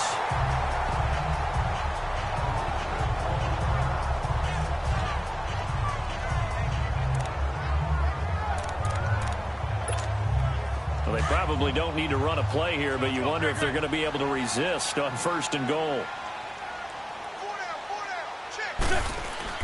They'll try and run for it on 1st and goal. And he'll be stopped just outside the 5 at the 6. Only a yard on the pickup there. 2nd and goal. Be interesting to see now what they do offensively down near the goal line after not much there that time. As the offensive play caller, that may change your sequence now. Instead of coming right back with a running play, you may have to go to the air. They said their goal was to win 7 games. They've done that pretty early in the year. I think it's time for them to elevate that number and really make a big push to finish this season strong.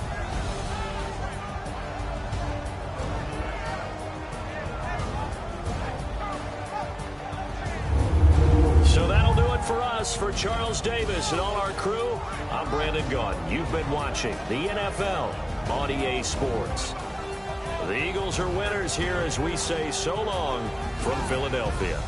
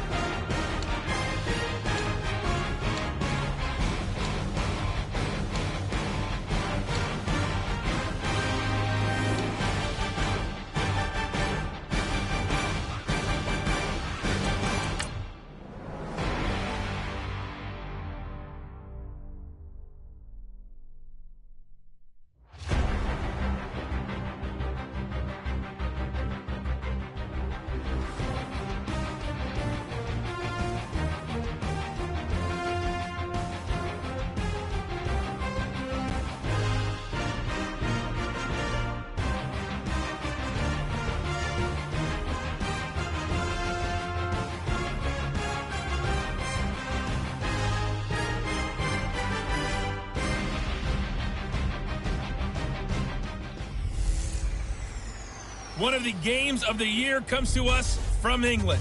It's the coach. This is week 8 of the NFL on EA Sports. Coming up, it's the third of 3 games this year in London, and it's the best of the bunch, as we'll see the Super Bowl champion Philadelphia Eagles taking on the Jacksonville Jaguars. I'll be back at halftime. But first, let's get you across the Atlantic to London, where I'm privileged to hand things over to Brandon Gaudin and Charles Davis. Coach, thank you. We are over 4,000 miles away from where you're seated in Orlando as we come to you from the European home of the NFL, London, England, and Wembley Stadium. This crowd excited to see their Jaguars as both teams emerged from their tunnels a moment ago. We are just about ready for football as the Jags get set to match up with the Philadelphia Eagles. Alongside my partner, Charles Davis, I'm Brandon Gaudin. Charles, you look at this Jaguar team. They come in playing pretty good football. Winners of 4 of their last 6 games. Meanwhile, for our visitors, the Eagles, they can't be any better as we hit the halfway mark. A perfect 7-0 on the year. And when we looked at this team in August and we looked at the schedule, we thought they had the potential to get off to a hot start. I don't think either of us expected 7-0. This will be taken in at the 1. And he's up across the 25 and down at the 28-yard line. So now here comes the Eagles offense as they get ready to take over. They'll be led out by their third-year quarterback calling the shots under center. It'll be Carson Wentz. And you and I both know that any win is a good win, and that's what they did last week. But there's also plenty for him to work on in his game, wasn't there? Yeah. 2 touchdowns, an interception. Yeah, you know, he wants to increase that a little bit in terms of ratio. But first and foremost, they did win the game. They go play action here on first down. An interception made by Alshon Jeffrey. And he gets this one just shy of the 40. They'll mark him down at the 39. Give him 11 yards that time and a new set of downs. And we see the emphasis early here. Get your star receiver involved, able to do it successfully. Not a bad start to begin with, that's for sure. And to me, this play says our guy is better than your guy's because, you know, a player of his stature, he won't just be single covered all game long. It's going to involve multiple people. And right away, they told the other team, guess what? He's just better. These are his numbers from last week's contest. And you figure that he'll probably be a big factor in this one as well. No question about it, partner. We just saw it right there. They want to get him the ball in space and see what he can do after the catch.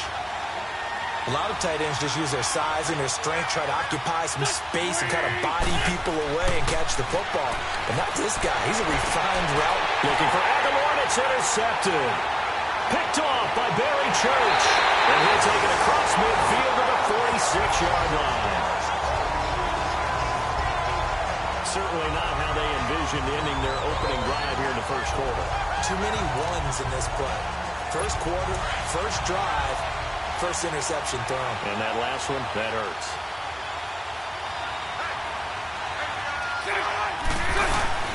So after the INT, it's Bortles. And he's going to be swallowed up. Sacked back at the 45-yard line.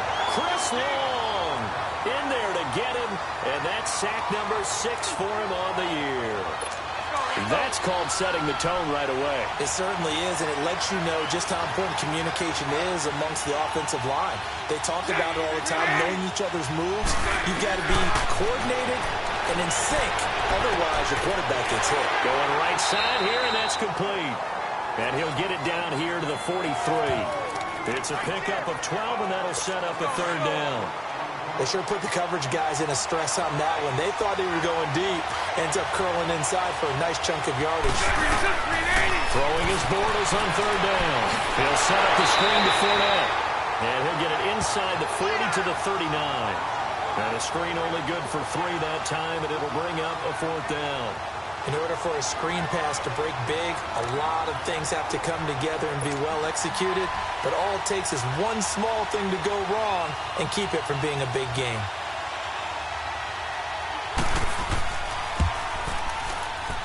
And this kick is not going to be close. It's well short, well right to boot. And this will remain a scoreless game. I tell you, it's not easy kicking field goals in the best of conditions. Yeah, and in a downpour like we're in right now, it makes it that much harder. And sure enough, they can't convert here.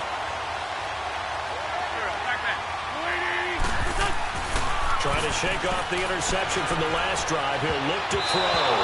And this is incomplete. The linebacker, Telvin Smith, able to get a hand on it there. Quickly now, a look at the Eagles' offensive starters. Back after offseason rotator cuff surgery is Alshon Jeffrey, who played with the injury all of 2017 and still caught 57 passes for 787 yards and 9 touchdowns. What makes him special? Not just his size, but his athleticism, which was on display, and a brilliant catch for the first touchdown of Super Bowl 52, and also on display throughout the entire playoff run. Well, clearly one of his advantages as a passer is his height, sit back in the pocket, fired over the middle. That makes things tougher defensively, doesn't it? It really does, because your goal is to move the quarterback off his initial spot when he gets his drop back completed. But when you have that type of height, he can stay in there if he's willing to take the hits and just fire over the top, which saves him time and actually completes a play a little bit quicker than it normally does for a quarterback who has a slide and find open space to throw. 3 yards there, good enough to keep the drive moving. Well, partner, what do you think? Might have been 4-down territory if they didn't pick it up, but... Yeah, it's a moot point now. I was curious, so if they didn't get it there, would they have gone for it? I guess we'll never know. Yeah, we didn't have to make that call, but I have a feeling both of us would have said, go for it. That's good for 21 yards and a first down. I know that play went to the left side, and that's what it was designed to do, an outside hand. But how about the whole offensive line being involved? Seal the left side where the play was going, what they call play side. But how about on the back side? Just taking care of business to make sure no one can get there and disrupt it. Is the biggest key the left tackle. And he's going to have to eat this one as down he goes. Blair Brown coming hard on the blitz. He dumps him for a loss of 8. And they brought the pressure there just right up the gut, didn't they? Yeah, they certainly did. And, you know, when you've got so many different responsibilities as an offensive line, you got to deal with the nose tackle, the 2 defensive tackles or ends, and then sometimes you just can't account for everyone. The linebacker slipped free. They get 2 yards back, but they're going to need a lot more than that here on 3rd down. And we take you through the starting defense for Jacksonville. I want to highlight Telvin Smith, only the 3rd linebacker in Jacksonville Jaguar history to make a Pro Bowl. But not for that reason. When he came out of Florida State with his build, many were projecting him as a safety in the NFL. About 215 pounds. He's got a little bit bigger, but his ability to run and hit and make plays has made him one of the most valuable linebackers in the NFL. They made the right choice leaving him at that spot. Now throwing on 3rd down there, but he cannot connect. That's a good job there creating the contact to force the incompletion. And now, since it's 4th down, that should set up a field goal situation. And a nice sigh of relief defensively to be able to hold them to 3. So chalk that down as an 8-play drive, capture the field goal. Yeah, as a friend of mine used to say, they've been moving and grooving for a while, but they couldn't keep the momentum going enough to get a touchdown out of it. After the field goal, here's Elliott to kick it away. Now the return, Rashad Green. And he'll be brought down at the 23, make it the 24-yard line. And out now comes Jacksonville to go. And they were in field goal range the last time out, but couldn't connect. And it's early in the game, so I don't think that the confidence just goes entirely out of, running your kicker back out there. But let's face it, some coaches have a little bit less patience for that than others. Let's see if they call the game differently now in terms of what they do on drives and not try and settle for field goals.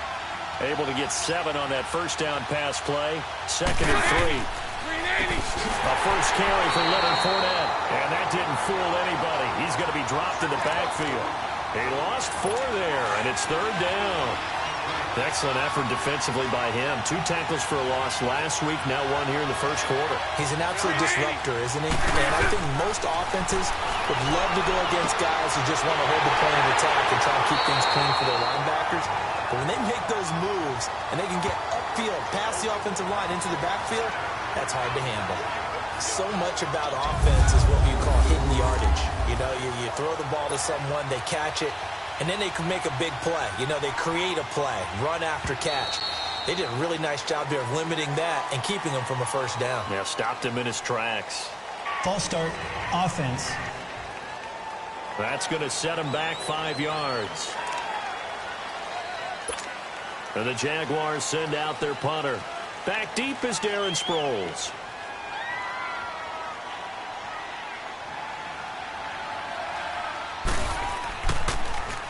He only punted twice in the win last week as he gets this one away. And did they keep it in? They did. They kept it in. It's down close to the goal line at the 1-yard line. Philadelphia getting set to take the field. And they split the uprights last time for 3. They've got the lead. They're not going to play this conservative. They're not hoping for another field goal. They're hoping for a touchdown. I'm with you on that one. I like where your head is. I like the way you're thinking because you're exactly right. Trying to sit on a lead and play that way, that doesn't work too well for most teams. Run your offense. Run what you do best. Exactly. Put it all the way down and try to increase your lead in a big way. And the best way to do it, touchdowns.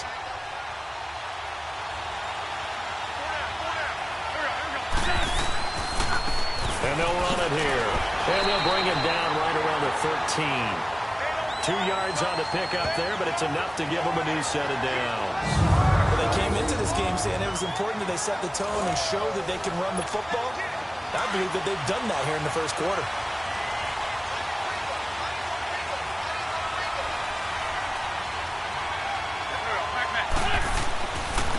And they'll go on the ground. And he'll use his blockers to get this up over the 20 to the 21. Just what you want on a first down run. Call it 8 yards. And it's 2nd and 2. Getting the sense, Charles, they're going to put a big emphasis this afternoon on the run game. And why not? What we're seeing so far, working pretty well from them. And here's the best part. We always talk about the best performers do their job when the lights come on. I think he likes natural light best. It's a gain of 4 there, and it gives him a new set of downs. Looks like they're establishing a pretty good pattern here because they've been very heavy in the running game on the last 4 plays. Yeah, you took the words right out of my mouth. So far, 4 plays in this drive, all 4 on the ground. And he fires one incomplete. So just a lone field goal in this first quarter of play. 3-0 is our score. EA Sports NFL Sunday returns following this.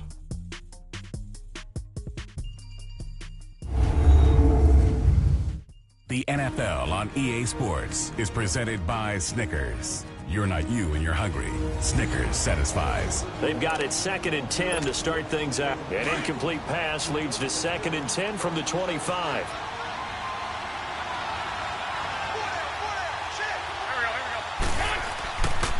And on the ground they go with a running back. And he'll work his way across the 30 to the 32. 2nd down, a little more productive than first. 7 yards on the gain. It gets him to 3rd and 3 now. Well, there's an example of patience being rewarded. Ran the ball on first down and got stuffed. Most people would scream, throw the ball here. In this situation, they stayed with their roots, stayed with running the football, and they got rewarded. He's got his man. That's Wallace. And he's going to get this down to the 35-yard line. A very nice pickup of 33 yards.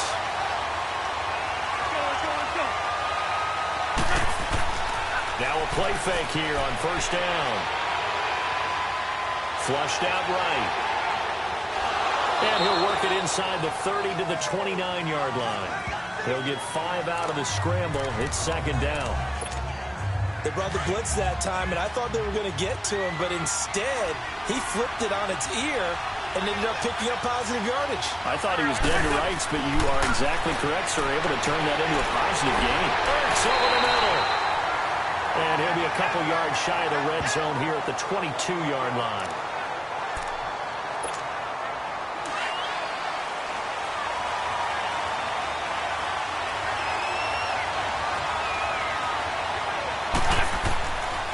And they'll go with the ground attack here. And he'll at least get him inside the red zone here, down to about the 19. Give him 3 on first down. It'll set up a 2nd and 7. Well, if the coaching staff's doing a good job upstairs, they'll file away what they just saw from the defense right there. They sold out to stop that running play. I'd say keep that in mind. They want to try that again. Go play action and hit them over the top.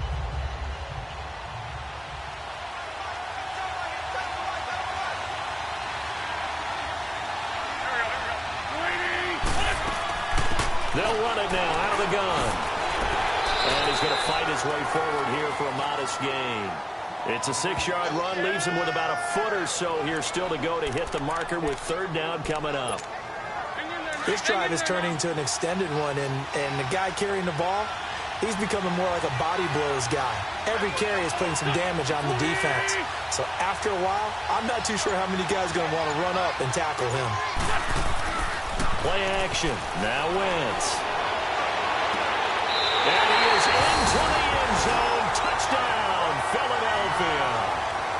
Zach Ertz, his 4th touchdown on the year. And the Eagles had 6 to their lead. A good tight end is a heck of a weapon for any quarterback, especially when you're able to create some mismatches. Sometimes they work against a linebacker, sometimes they work against a smaller defensive back. But when they find it, they go to it, and it often results in touchdowns. On for the extra point, Jake Elliott. Footing always a concern, but the extra point's up and good. And the lead grows to 10-0. So that drive, 12 plays in length. And it was capped off by an Eagles touchdown.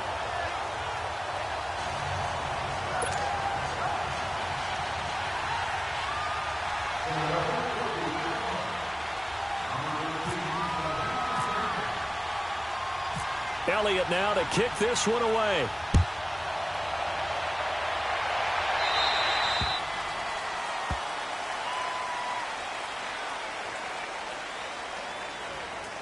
Free kick out of bounds. Kicking team. And that drives coaches insane, doesn't it? When they see that happen, it just doesn't feel right, does it? Plus, you're giving up yardage. They've got good starting field position as they come up here 1st and 10. They'll run it now out of the gun. And he'll push this forward only to about the 42-yard line. And that, not a sight you want to see. Leonard Fournette very slow to get up. While the training staff takes a peek, we'll take a break.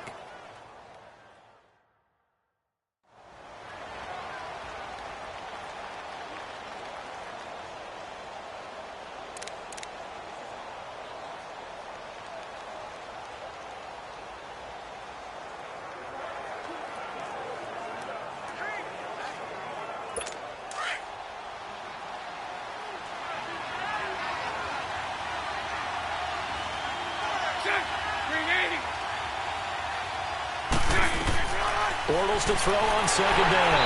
Pressure comes, and down he goes. The Eagles get there for the sack. Jordan Hicks, tough to handle on that blitz. He gets him for a loss of 5. And they went empty backfield, and because of that, nobody was there to pick up the blitz. And you know that offenses, when they go with the empty backfield, they have different things designed on every play to try to account for things. But what people often forget, defense is audible as well. And a lot of times when they see an empty backfield, they audible right into a blitzing situation. Out to the flat. That's complete to his running back. That'll make it 4th down after a loss of 1. If you're a selfish player and you're throwing the ball, you're cool with the completion.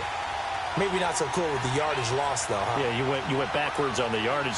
Hey, it kind of works like a sack for the defense there. Yeah, it's a really big play for them, right? Able to figure it out, sniff it out, and finish it off.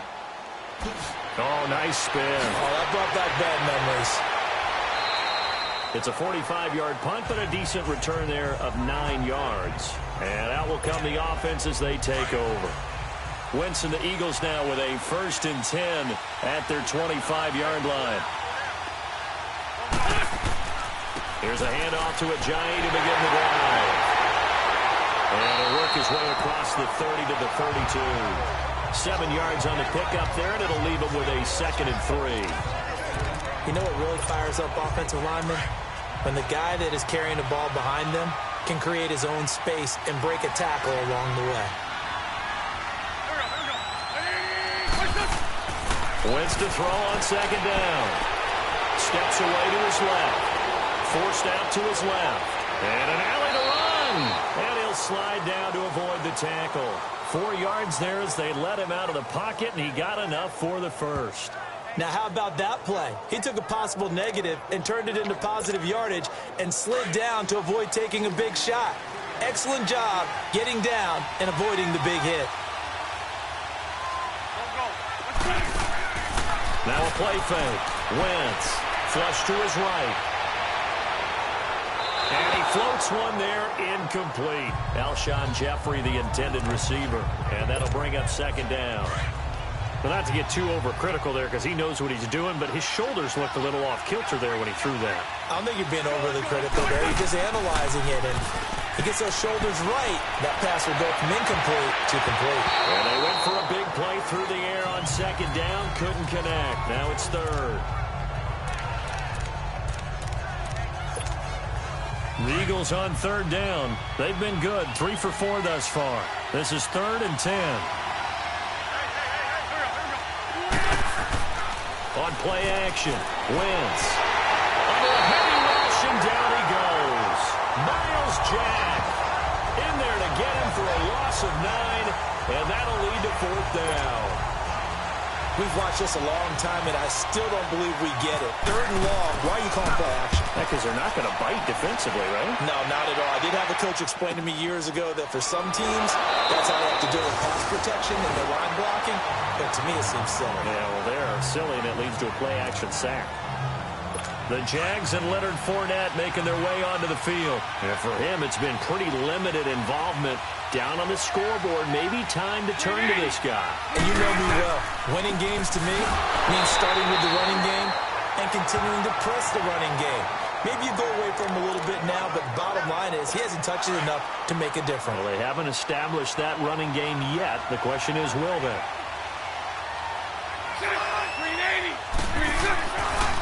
On second down, here's Fournette. And he'll take this one up close to the 25-yard line. Only a gain of a couple there. That leaves them needing about 7 here on 3rd down.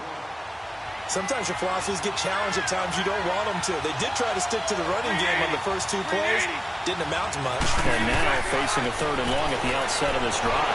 Eagle pressure, too much this time. Down he goes. Nigel Bradham in there to get him for a loss of 9, and that'll lead to 4th down. They were in the top 5 in sacks in the league coming into this one. That's their 3rd one in this game. Obviously, pass rush has been a strength of this team all year long. And apparently they're not satisfied with top 5. They want to climb that ladder. Yeah, I think it goes back to their offseason. They decided to make it a priority, and it's working out.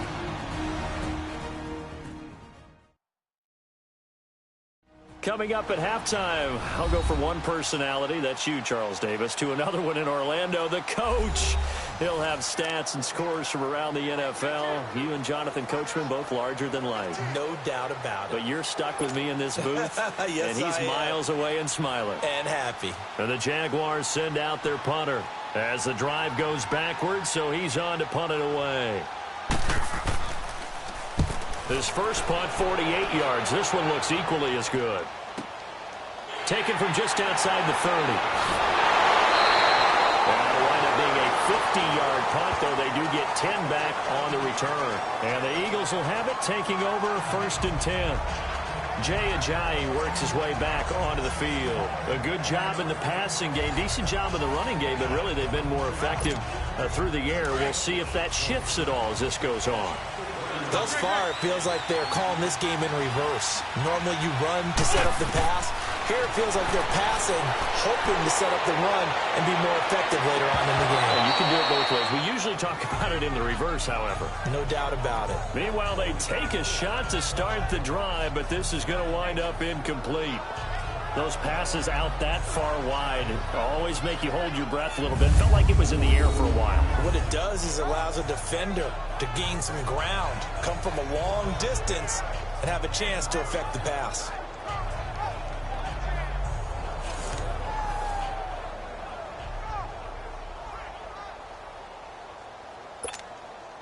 An incomplete pass on 1st down. That leads to a 2nd and 10.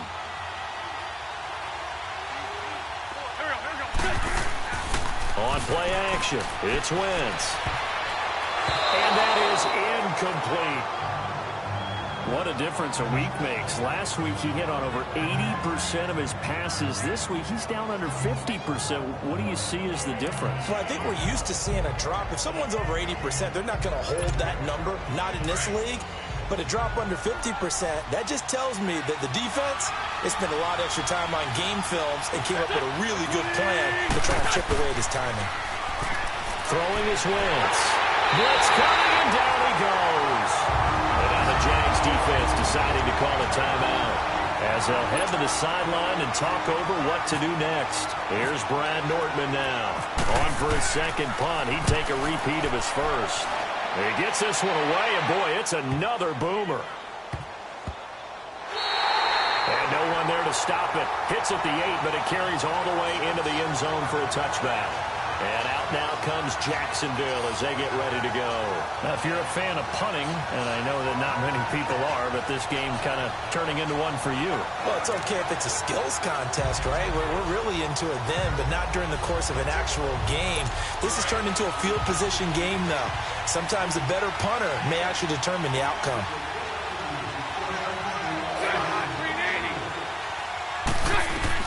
Bortles now on first down. He'll try and set up the screen. It's complete. No gain on the screen there. It's second down. Now the Jags are moving quickly in the hurry-up.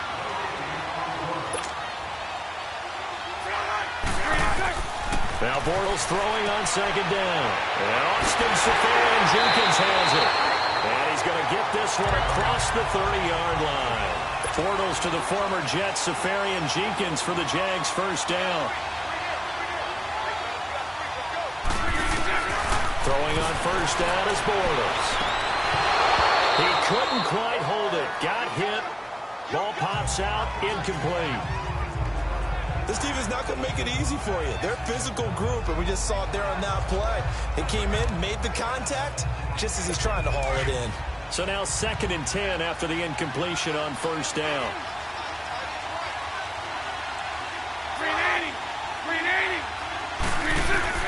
Bortles again here on 2nd and 10. And that one got tipped. Kind of threw everything off. It brings up 3rd.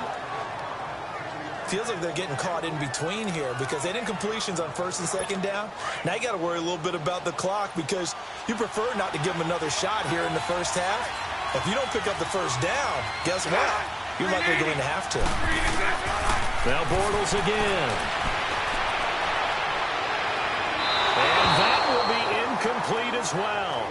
Well, they've had a pretty frustrating first half here offensively, and then just continued there with that incompletion. Yeah, definitely frustrating for them, but heartening for the other guys. Those stop troops, they're enjoying things right now because they've made it very difficult for them throughout the half.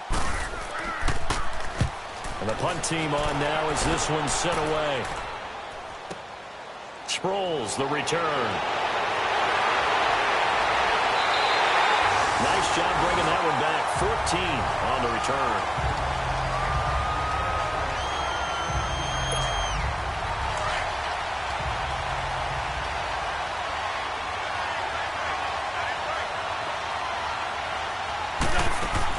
They'll begin the drive with Sproles.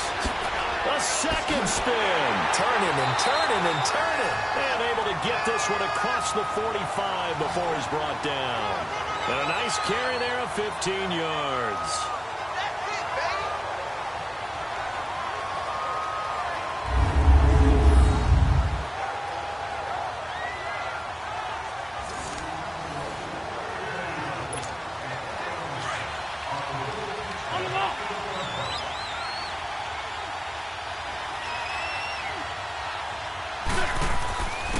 And they'll go ground game here with a tailback.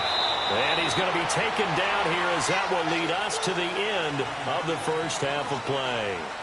So we've reached halftime here, and it's our visitors, the Eagles, leading this one. As it's time now to send you back stateside to Orlando, Florida, and check in with Jonathan Coachman at our EA Sports Halftime Report. Coach. All right, Brandon, thanks very much. Hi again, everybody. Let's get you caught up with what's going on around the league here in the unofficial midway point, Week 8 of the NFL season. We'll get started out in Texas, NRG Stadium in Houston, where it was the visiting Dolphins who come away victorious on the road. 35-13, the final score. Lastly, let's check on one final game for you. And you can see they are scoreless as they play the second quarter. In the game you're watching, it's a once-again healthy Carson Wentz that's led the way in the first half. His guys lead it by 10 as we send it back out to Brandon Godden and Charles Davis. Gentlemen.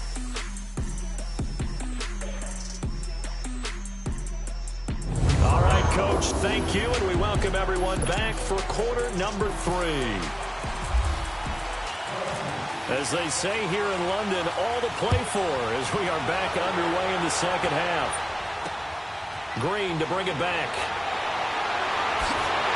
And he'll take this across the 25. A couple extra yards up to the 27-yard line. Out come the Jaguars now as they'll go on offense first here in this third quarter. These guys had to punt last time. It has not been a very fruitful game offensively thus far. They haven't even made a trip to the red zone. And I know that everyone's going crazy on that sideline because that drives you berserk to come off the field, not really move the ball well. As you said, not even get to the red zone, let alone, not even put points on the board. They've got to just take a deep breath, relax, try and figure out what is working and call more of that.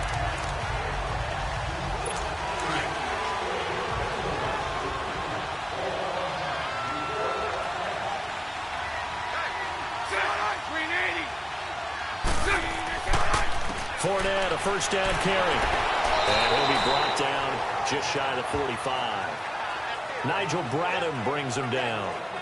Partner, I think from our experience together, we have learned that most offensive coordinators are going to tell you, if I'm going to run the football on first down, I've got to get at least 4 yards. They got 5 here. They've got to feel pretty good about that one. 380. On second down, here's Bortles. Now he's hit, and Bortles fumble. It's loose. On plays like this where the ball comes free, it's often unusual for the team that lost it to get it back because this is the quarterback. The ball gets away from him. Everyone else is trying to execute what they're supposed to do on offense. They're usually looking in the other direction, downfield, or moved away from it. In this case, though, a teammate is able to come up with the ball. And he finds Safarian Jenkins. And he's got the first down yardage before being taken down at midfield. They get 20 yards there on 3rd and 19 and an unlikely first down. And the game just keeps evolving. Big guys running those corner routes, so difficult to cover.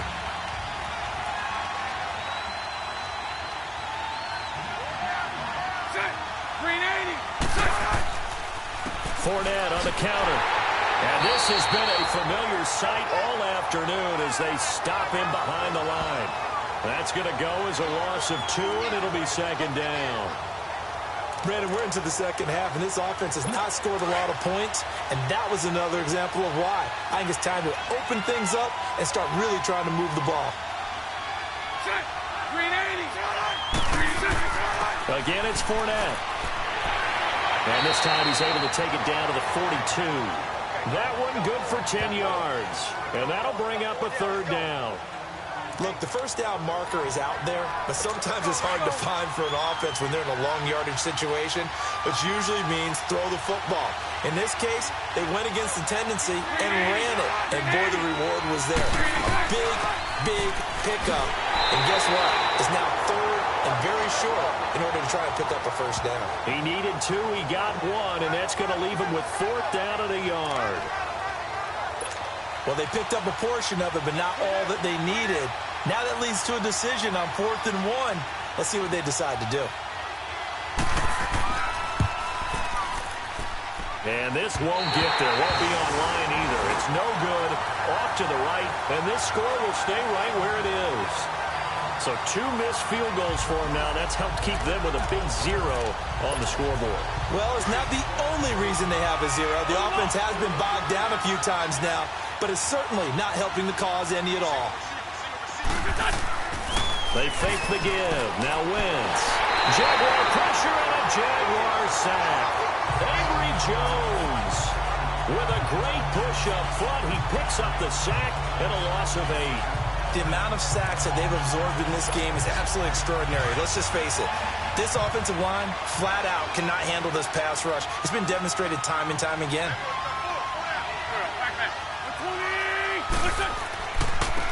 Now they try the right side here. And not much room to operate as he'll get this up only to about the 41. And they only get a yard back there. They'll be left with a 3rd down and long. Well, that's not a run that's going to make any of the highlight tapes, but they've been moving it well all game on the ground. It's another one that keeps them moving forward. On 3rd and long, it's Wentz.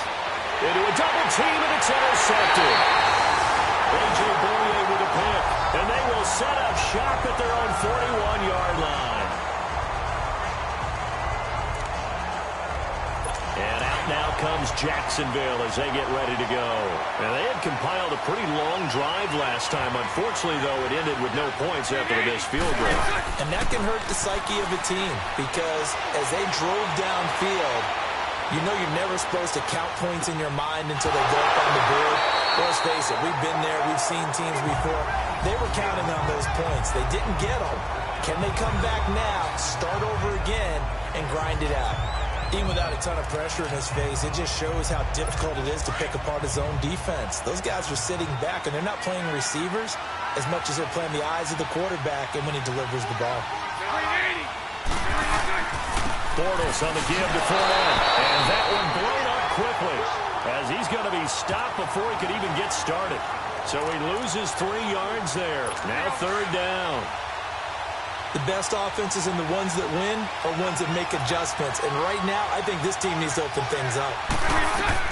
On third and long, it's Bortles. And incomplete on the deep ball.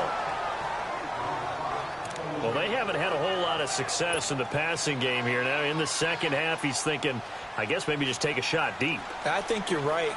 Almost looking for a bailout, isn't he? Can my receiver go up and make a big play for me? Can I create a penalty downfield, maybe pick up an interference call and get that yardage downfield? Anything trying to get going again, but you're right. He definitely took a shot. So possession goes over here on the punt, and the Eagles will have the football at the 20-yard line. Carson Wentz and the Eagles make their way out to the field. The lead is theirs here in the third quarter, but it's really been the ground game that's been the recipe for success. You mean the spotlight isn't shining as brightly on the guy throwing it? No, it's the man behind him that's had a heck of a game. And that's really okay. That's actually what you're looking for. I mean, your pride tells you, hey, I want to be responsible. I want to throw a bunch of touchdown passes. But when you're able to run the football, typically speaking, your team's doing pretty well. And in this case, they're winning. We'll see if they have balance on this drive. Well, your QB's been sacked 4 times in the game already. And they're the holding goal. And you know darn well the offensive line coach is frustrated and upset that he's been hit that many times already. He doesn't really care that they hold now. Just don't let him get hit anymore. And they'll try the ground game here with the running back. And a short gain here across the 10 to the 12. Dante Fowler in on the stop. Well, obviously they would have at least liked to have gotten back to the original line of scrimmage. Instead now, they're dealing with second and long. I thought they would have passed it after the penalty. Probably wish they would have now.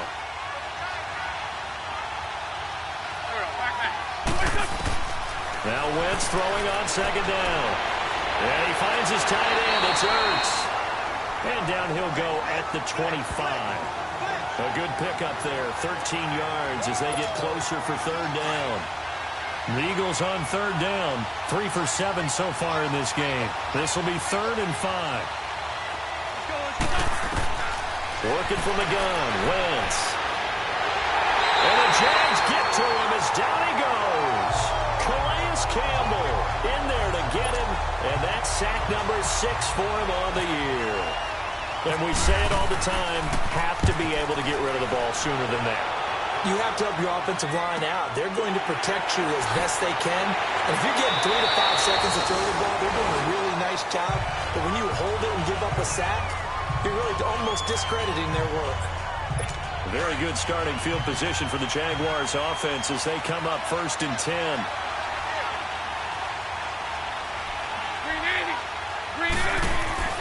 Trying to get the run game going. This is Fournette. And he's got room.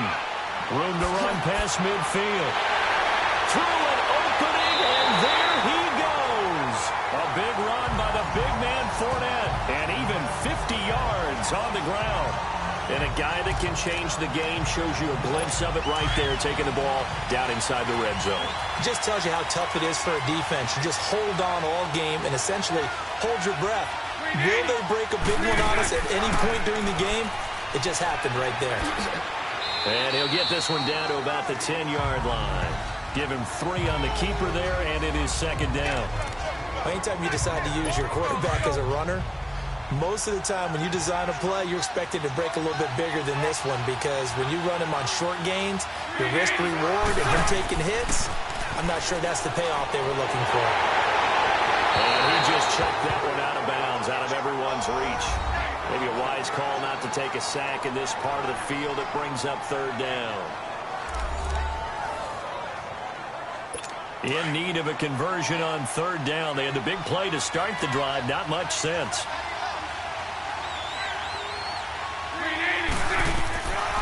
From the gun, it's Bortles. This will be caught just inside the 10. And here he'll get it down to the 7. They stop him for only 3 that time, and that'll bring up fourth down. One hallmark of good defenses is understanding the game, understanding positioning, and tackling immediately in the secondary after catches. I think we just saw that on display right there. Got to him before he ever had a chance to think about turning it upfield. And Lambo will put this one through, and they get themselves on the board here. It's 10-3. That drive took him inside the 10. Good job defensively to hold him to 3. Yeah, I like how you did that. Give a little tip of the cap to the stop troops there because they didn't give up a touchdown in that situation, right? Made them kick the field goal. And, yeah, points went against them, but that feels a whole lot better running off the field. And he'll wind up getting an extra couple yards here for his trouble as he'll bring this one out to the 27. Now on the return here, we've got an injured player down there. While the training staff works on him, we'll step aside and be right back.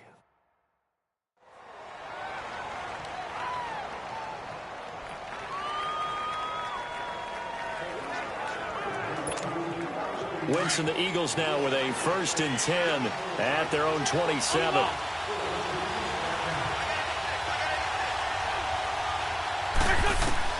Wentz now on 1st down. And an alley to run.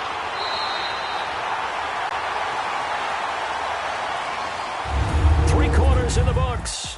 We'll return with more after this. This is the NFL, and it's on EA Sports. Welcome back now here in London. It's the Eagles in possession of the football and leading this one as we get ready to start the final quarter.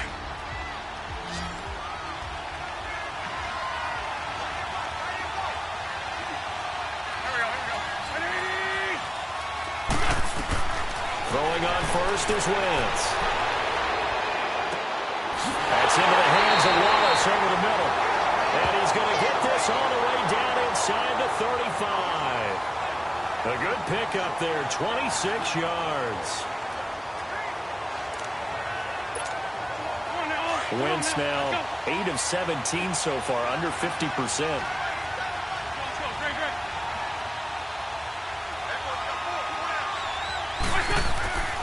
And they'll run it here. It's a 6-yard pickup, and it gets him to 2nd and 4. Oh, that's one to warm the hearts of all those old-school football players, isn't it? Tough, hard, gritty run, got behind his pads, bowled over a few people. Look at that one, right up the gut. Saw it through 3 quarters, no reason to lighten up now. A 2nd down pass play there, but it's incomplete. And that one goes incomplete. He's maybe lucky it wasn't a fumble as he got hit as he threw it. Throwing the football, he's not as sharp as he was last week when he was over 70% right now. That comes from extra game film, extra time. You know those guys watched him all week, saw how precise he was, and constructed a defense to try and chip away at that. And thus far, they've been successful. And that one good for 16 yards and a first. Now, that's a big pickup right there. And so often we focus on how the quarterback's faking on play action. How about everyone being in on the deal and picking it up? Second, third levels, you could see them trying to recover. They bit. Worked out offensively. And he'll be brought down this time at the 5-yard line. 7 yards there on the first down screen play. For a second there, I thought that might break big. Screen pass. Looked like it was coming together. Looked like there was an opening. Still, ended up with a solid game. They isolate Jeffrey to the left side. The play-action fake. They'll look to throw. And the hit jarred it loose. It's incomplete.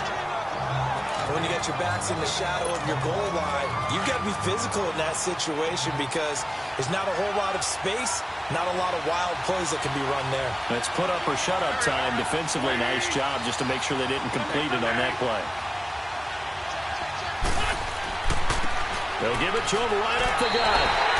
It'll be called a gain of 2, and that'll leave them with some options here on 4th and inches. Okay, no score on that play, but this guy's been a touchdown machine all year long. You know they trust him with the football. Line of scrimmage, the 2.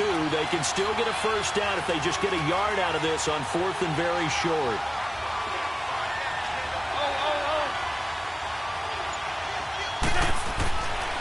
They run for it with a Jay. And he's in. Touchdown, Eagles. Jay Ajayi, his 11th touchdown of the year. And the Eagles add on to their lead. And nothing special there. They showed they were going to run the football. They ran it. They got it in. Like old-time football, right? Hey, this is exactly what we're going to do. Straight ahead power, and they got it done. Elliott on for the extra point. Elliott good on the extra point, and the lead is now 17-3.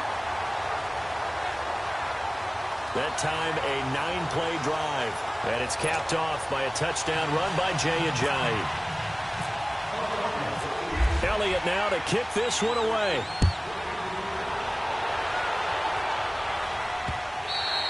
And this will not be returnable. It's out of the back of the end zone for a touchback. And out now comes Jacksonville as they get ready to go. And last time they got 3 points, but it was a chip shot field goal. And when you go to the sideline after a chip shot field goal, maybe the offense not too happy. It's a balancing act, isn't it? Because you're exactly right. They're none too pleased that they didn't punch it in for 6 points. But we also have to remember they did. And got his man complete. And out of bounds on the other side of midfield across the 45. The gain of 32 that time.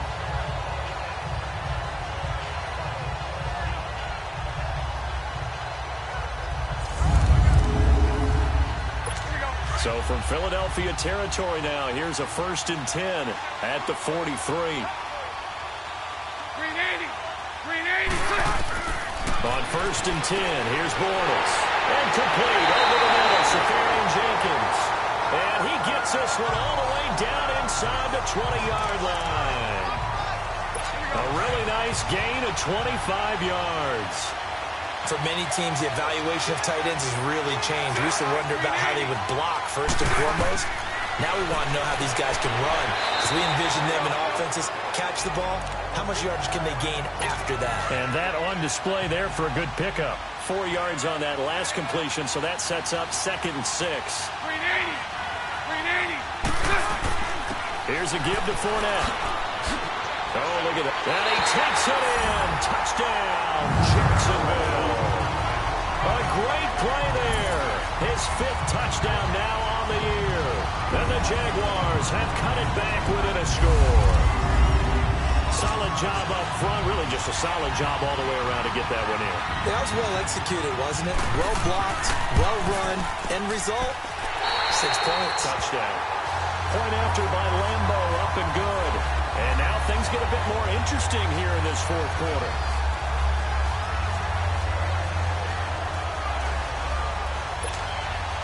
Here's Lambo out to kick this one away. This is taken just shy of the 10 here.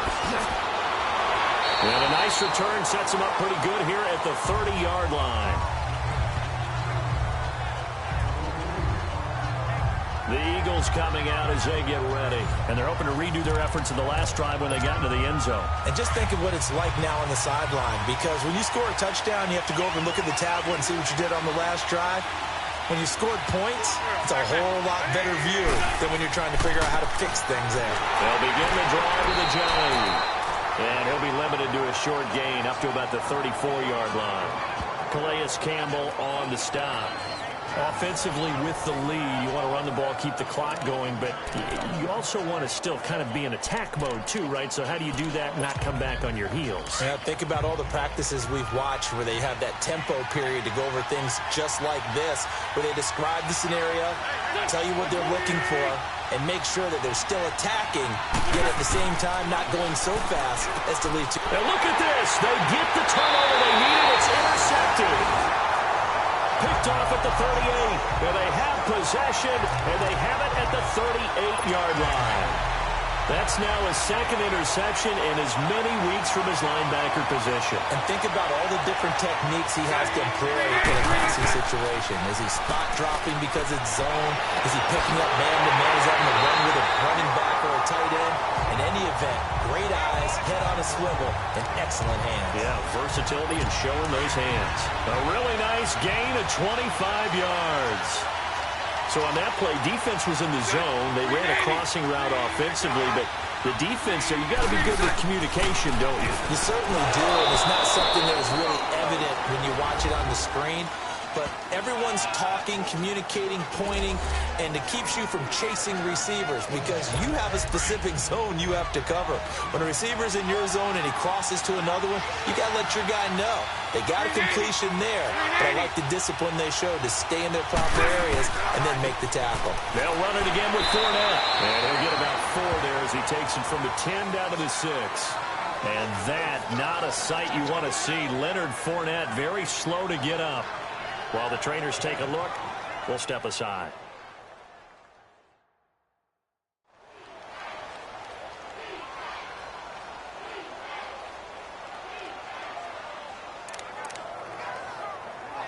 As big of a play as we've had in this one so far. This is 3rd and 3.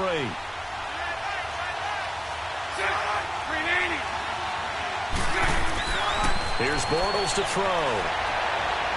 And probably the wise decision there. No one open. He just throws it away. And that keeps the field goal on the table as it's 4th down. I'm not sure we could spot any tendency here on this 3rd down. They could have run it or passed it. Either one was available. They chose to try and get it through the air, but they were unsuccessful. And they'll go on the ground. Oh, no, he lost the football. And it's picked up by the Eagles. And a big turnover there as his guys will get the football back. Not the trend he wanted to start the season, but a fumble lost in both weeks 1 and 2. Now, it's not a disaster, but certainly not what he was looking for. Got to get that fixed because otherwise he shows up on every scouting report. I remember sitting in defensive rooms and hearing the scouting report from my coaches, and if someone had a particular problem carrying the ball and holding on to it, that was noted. Hey, make sure you get a little extra attention to him. Get after the football. He's dropped it the last couple of games. After reviewing the play, the ruling on the field is reversed. Let's go. And on the ground they go with the running back. And he will take this up to about the 8-yard line. Now we'll get a stoppage here as it appears we've got an Eagle slow to get up. Well, he gets attended to. We'll step aside.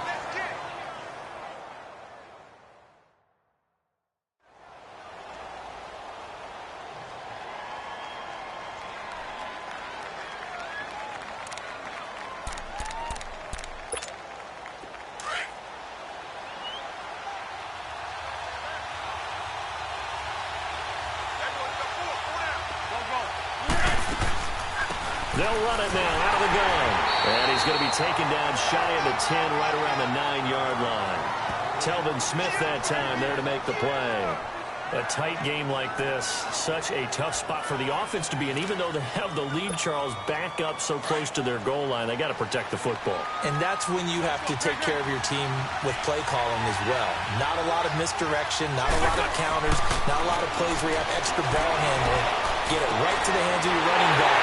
Tell him to take care of the ball and try to move forward. And he's taken down, but not before he gets this across the 25-yard line. 18 yards there and a first down.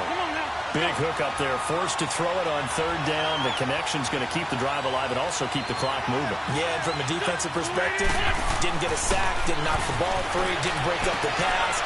And look at this. They get the turnover they needed. It's intercepted.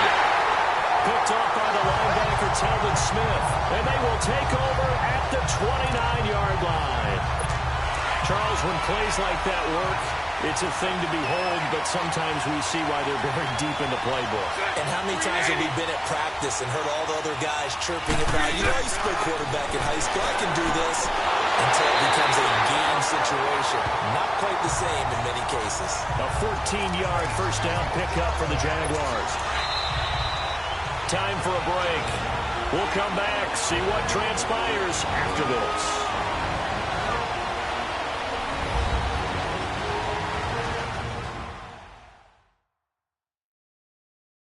So it's Jaguar football here as we welcome you back. They come up on a 1st and 10, desperately needing a score here on what could be their final drive.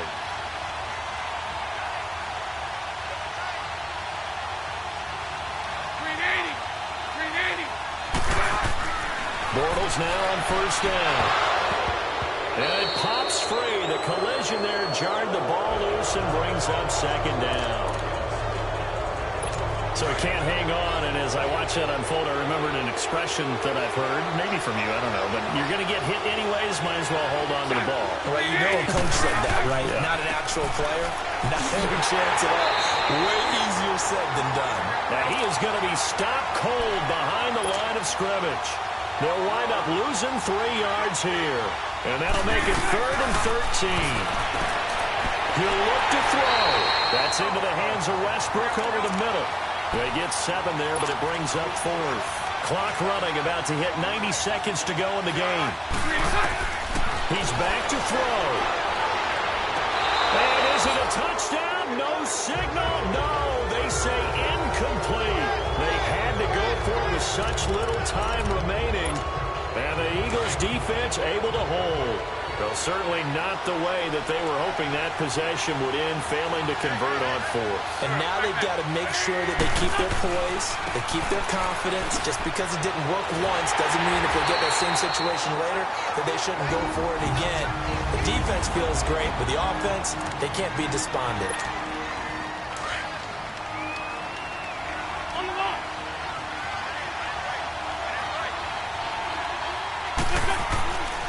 Look at this. Wentz going to throw. And look at this. They get the turnover they needed. It's intercepted. Picked off at the 21.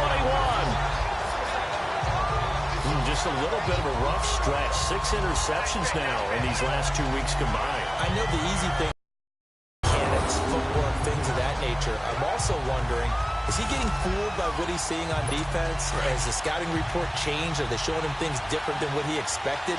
For the 2nd week in a row, he's throwing it to the guys in the wrong color shirts. Yeah, he better figure, whatever the reason is, he better figure it out. Back to throw.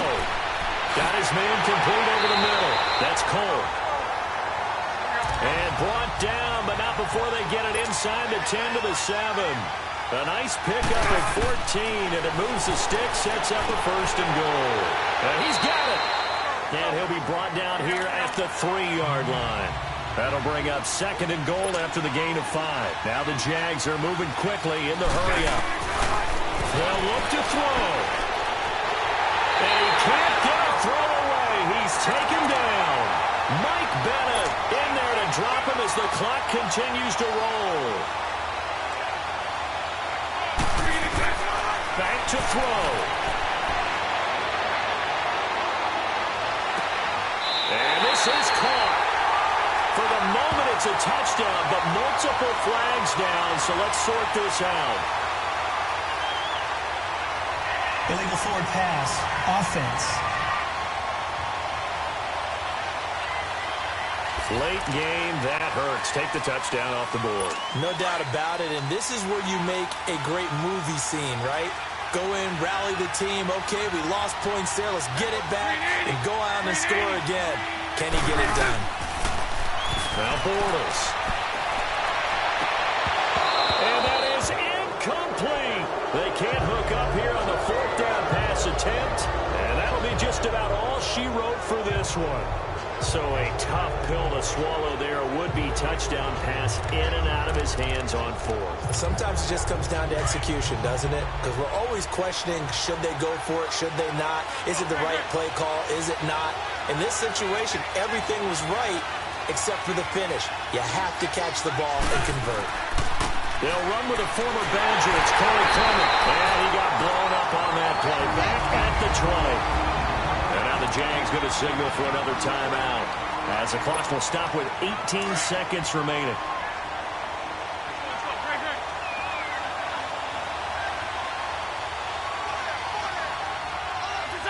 The Eagles in the victory formation as they take a knee. And play is stopped here. Timeout. It's the defense calling the timeout here, as they get it with 16 seconds remaining on the clock.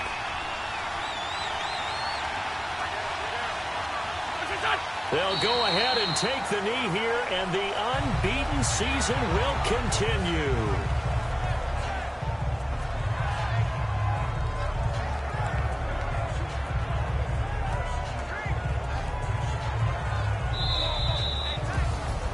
Well, Charles, the forecast called for rain throughout the entire game, and we got rain throughout the entire game. But these two teams, they had fun getting dirty out there. They love the slop. Did you trust the forecast ahead of time? Or are you one of those guys that's skeptical about it, or did you trust it? But when I saw just a big blob of green on the radar, I said, okay, let's trust. Yeah, and that's why I'm glad you took my advice. Got your notes laminated, because, you know, open-air booth, that rain can affect us as well, although not as much as the guys on the field. But let's face it, it's kind of fun to watch these types of games, isn't it? It is. By the way, how impressive is it that you travel with a laminator? I didn't even know there was a portable laminator. The things that you learn. Golly, wise beyond his years.